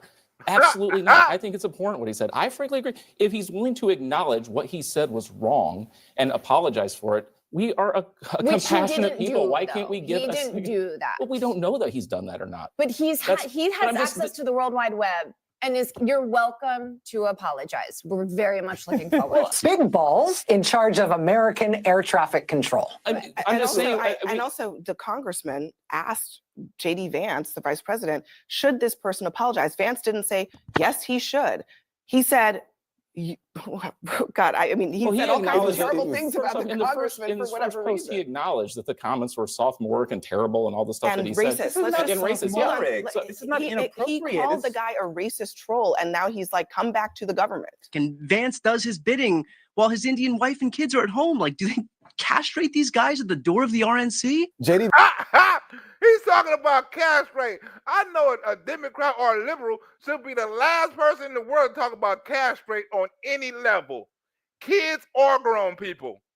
Any level, they should be talking about some castration. On any level. And when they support castration on any level. Physically and mentally. Huh? They support that shit. Do Republican men, do they get neutered at the RNC? Hell no, you get a bigger dick.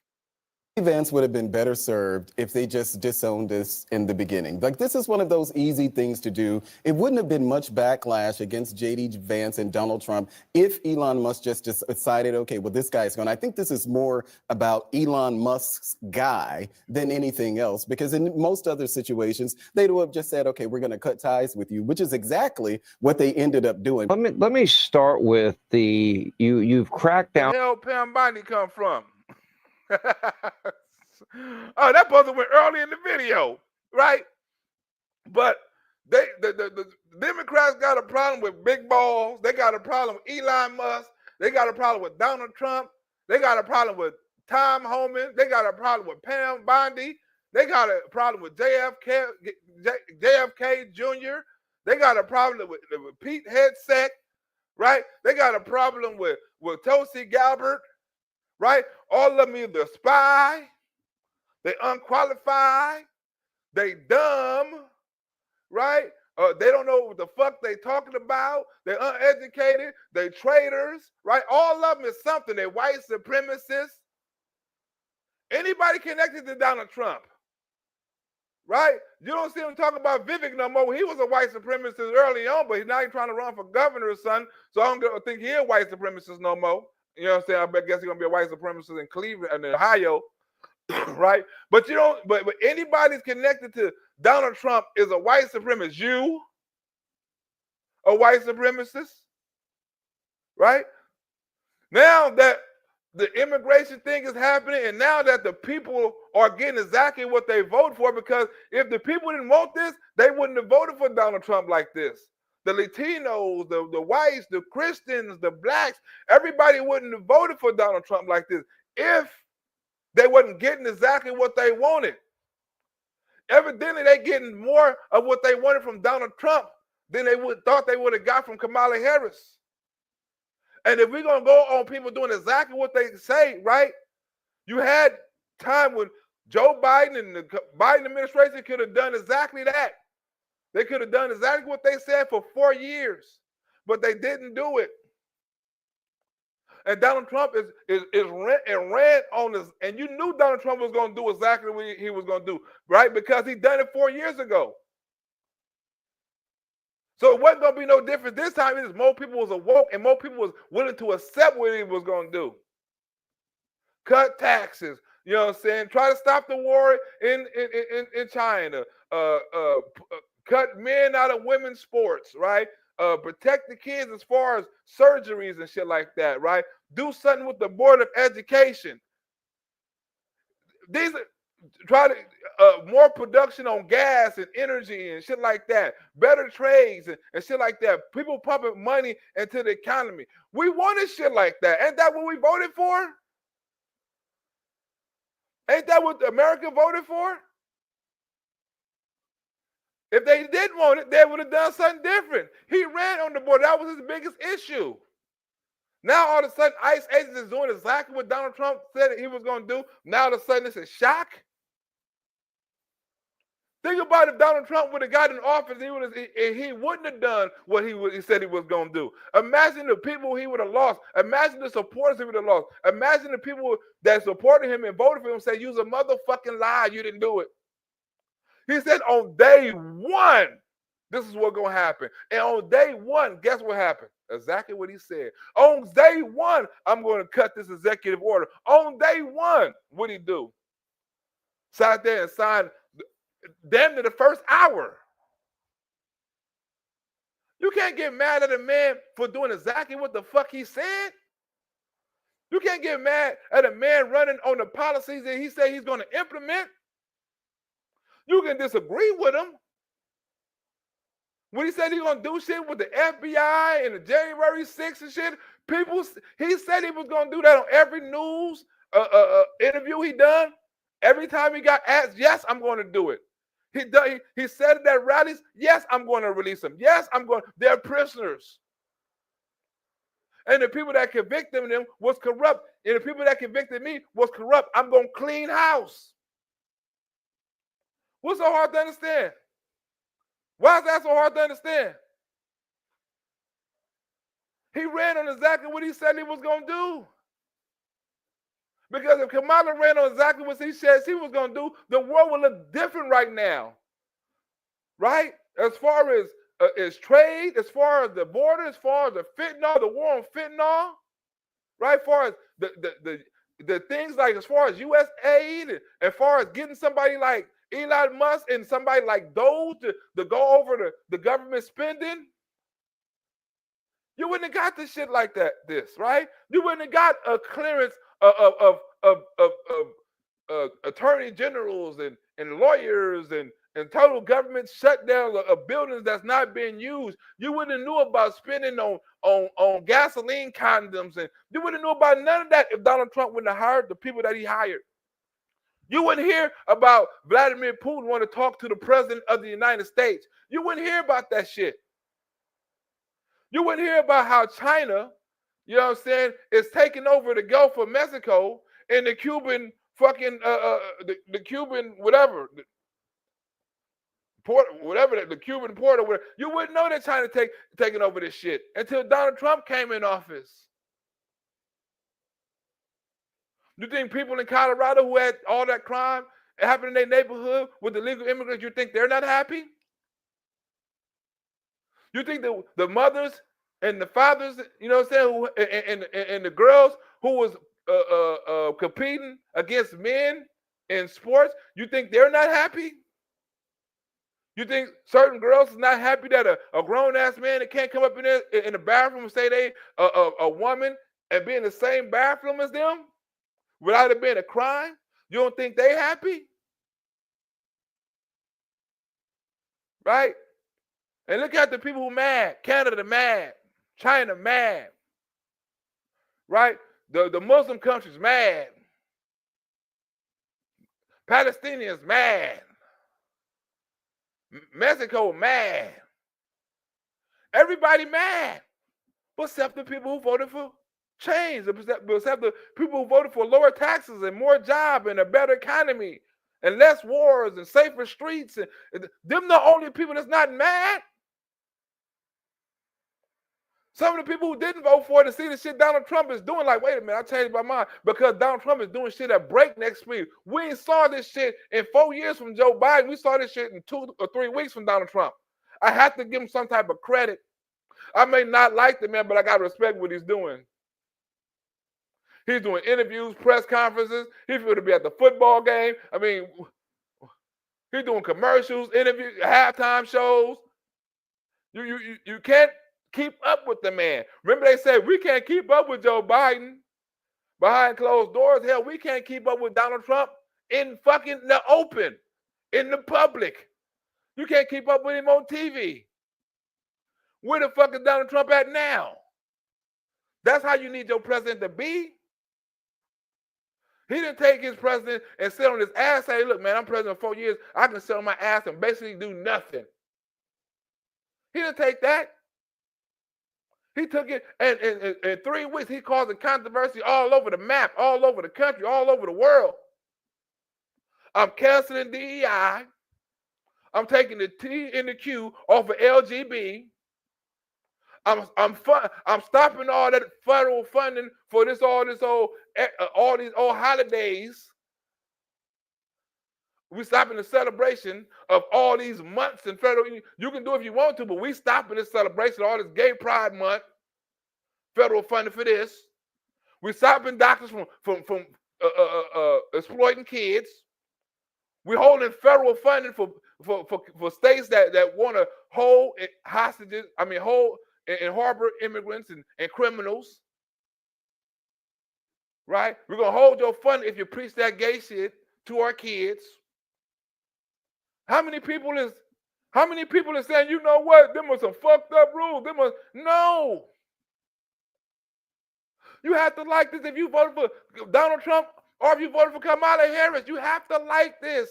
I'm pretty sure at least 60, 70%, I'm pretty sure, even though you voted for Kamala Harris, you probably would agree that men shouldn't be in women's sports. No matter what kind of thoughts you have against Donald Trump or the Republican Party.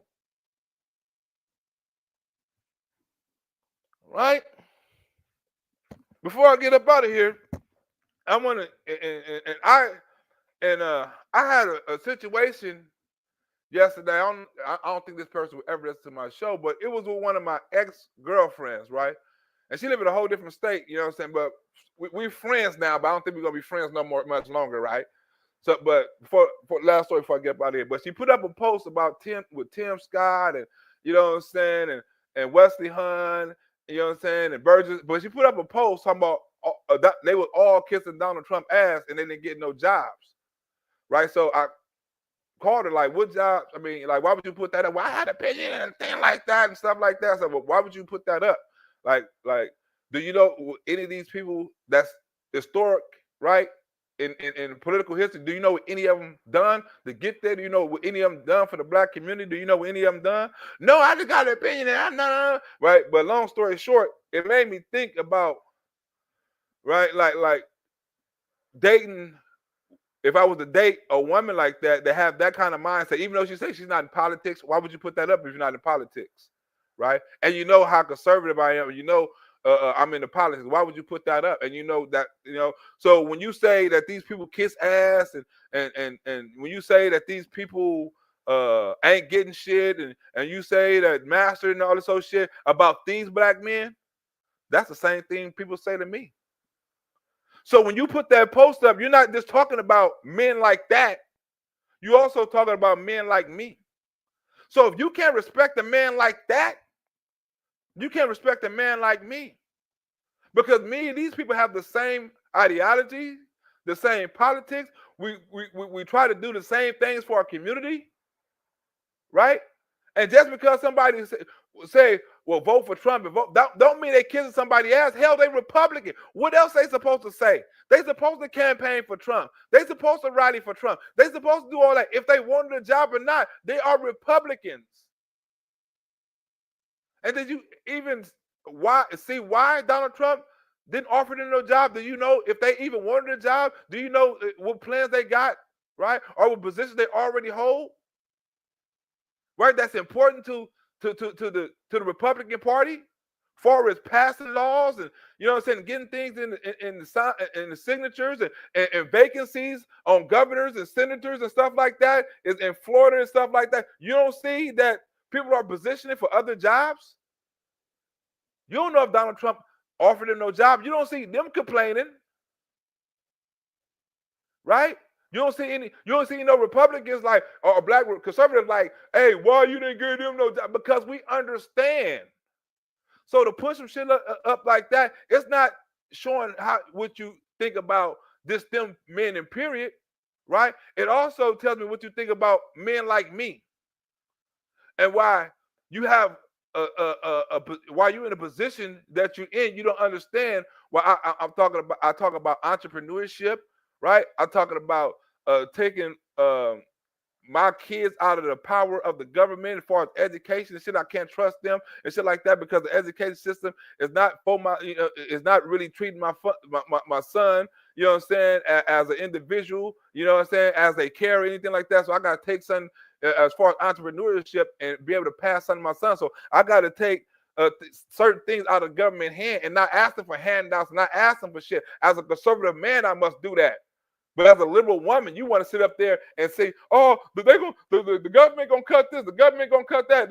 That means if you're complaining about what the government is going to cut and how it's going to affect you, right? That means you're not preparing yourself for if it happens.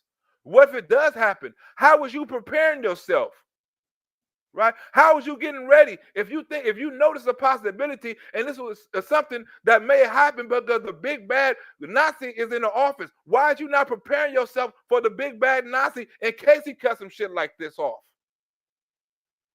So so you're waiting on the big bad Nazi to give you a handout, right? But you're not preparing for the big bad Nazi to cut you off of something because you know he's a racist. You know he don't like black people. So why are you not prepared? Why are you crying for food stamps? Why are you crying for education? Why are you crying for school? Why are you crying for your kid? You know what I'm saying? What he may get cut off of, and you're not preparing yourself for it to happen. You setting your kid up for failure and you're blaming somebody else and you're not taking responsibility for yourself. I can never fuck with a woman like that. Because you're going to hold me down. You're going to be waiting for a handout, and I'm going to be out here trying to make something. I'm going to be out here trying to create something. I'm going to try to stay away from the government. I'm going to vote for the person that allows people to make more money because my life is based on people making money so I can make a living. The more people have to donate, the buy products, the come to shows, the more money I can possibly make. I can't make money if people broke. So I need the country to get better. I need people to make money. You know what I'm saying? So I can work more. So I can perfect my craft. So I can give them more. The only reason I can't give them more is because they probably can't afford the donator, afford for me to do all the videos and take the time out that, you know what I'm saying, that I can do.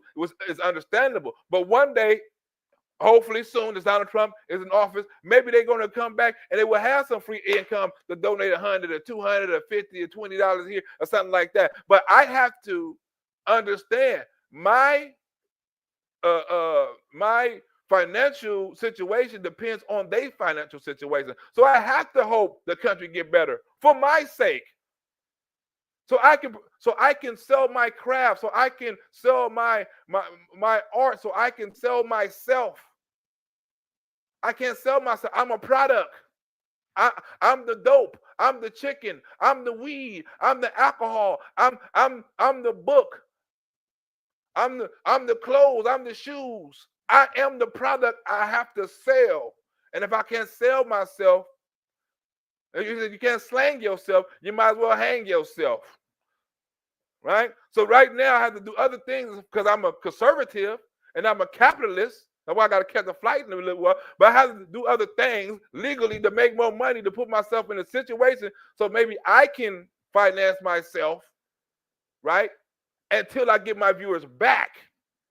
And then when I get my viewers back, then I can go back full time on things like that. But I'm not waiting on no government handout. I'm not waiting on DEI. I'm not waiting on any of that shit. I'm going to get things by myself because my country allowed me the opportunity to get some money. And I took that opportunity. I didn't sit on my ass, right? And I'm going to be able to when I hopefully if I buy a club or get a certain type of business, hopefully I can be able to teach my son the business and pass it on down to him, right? Be my son's accountant, be my son's teacher, be my son's college. That's my plan. I'm not going to leave it to know if the school funding get cut, if the such and such colleges, I'm not going to leave it to any of them hands. It's my responsibility, like it should be your responsibility. So if you think these things are going to get cut, prepare yourself.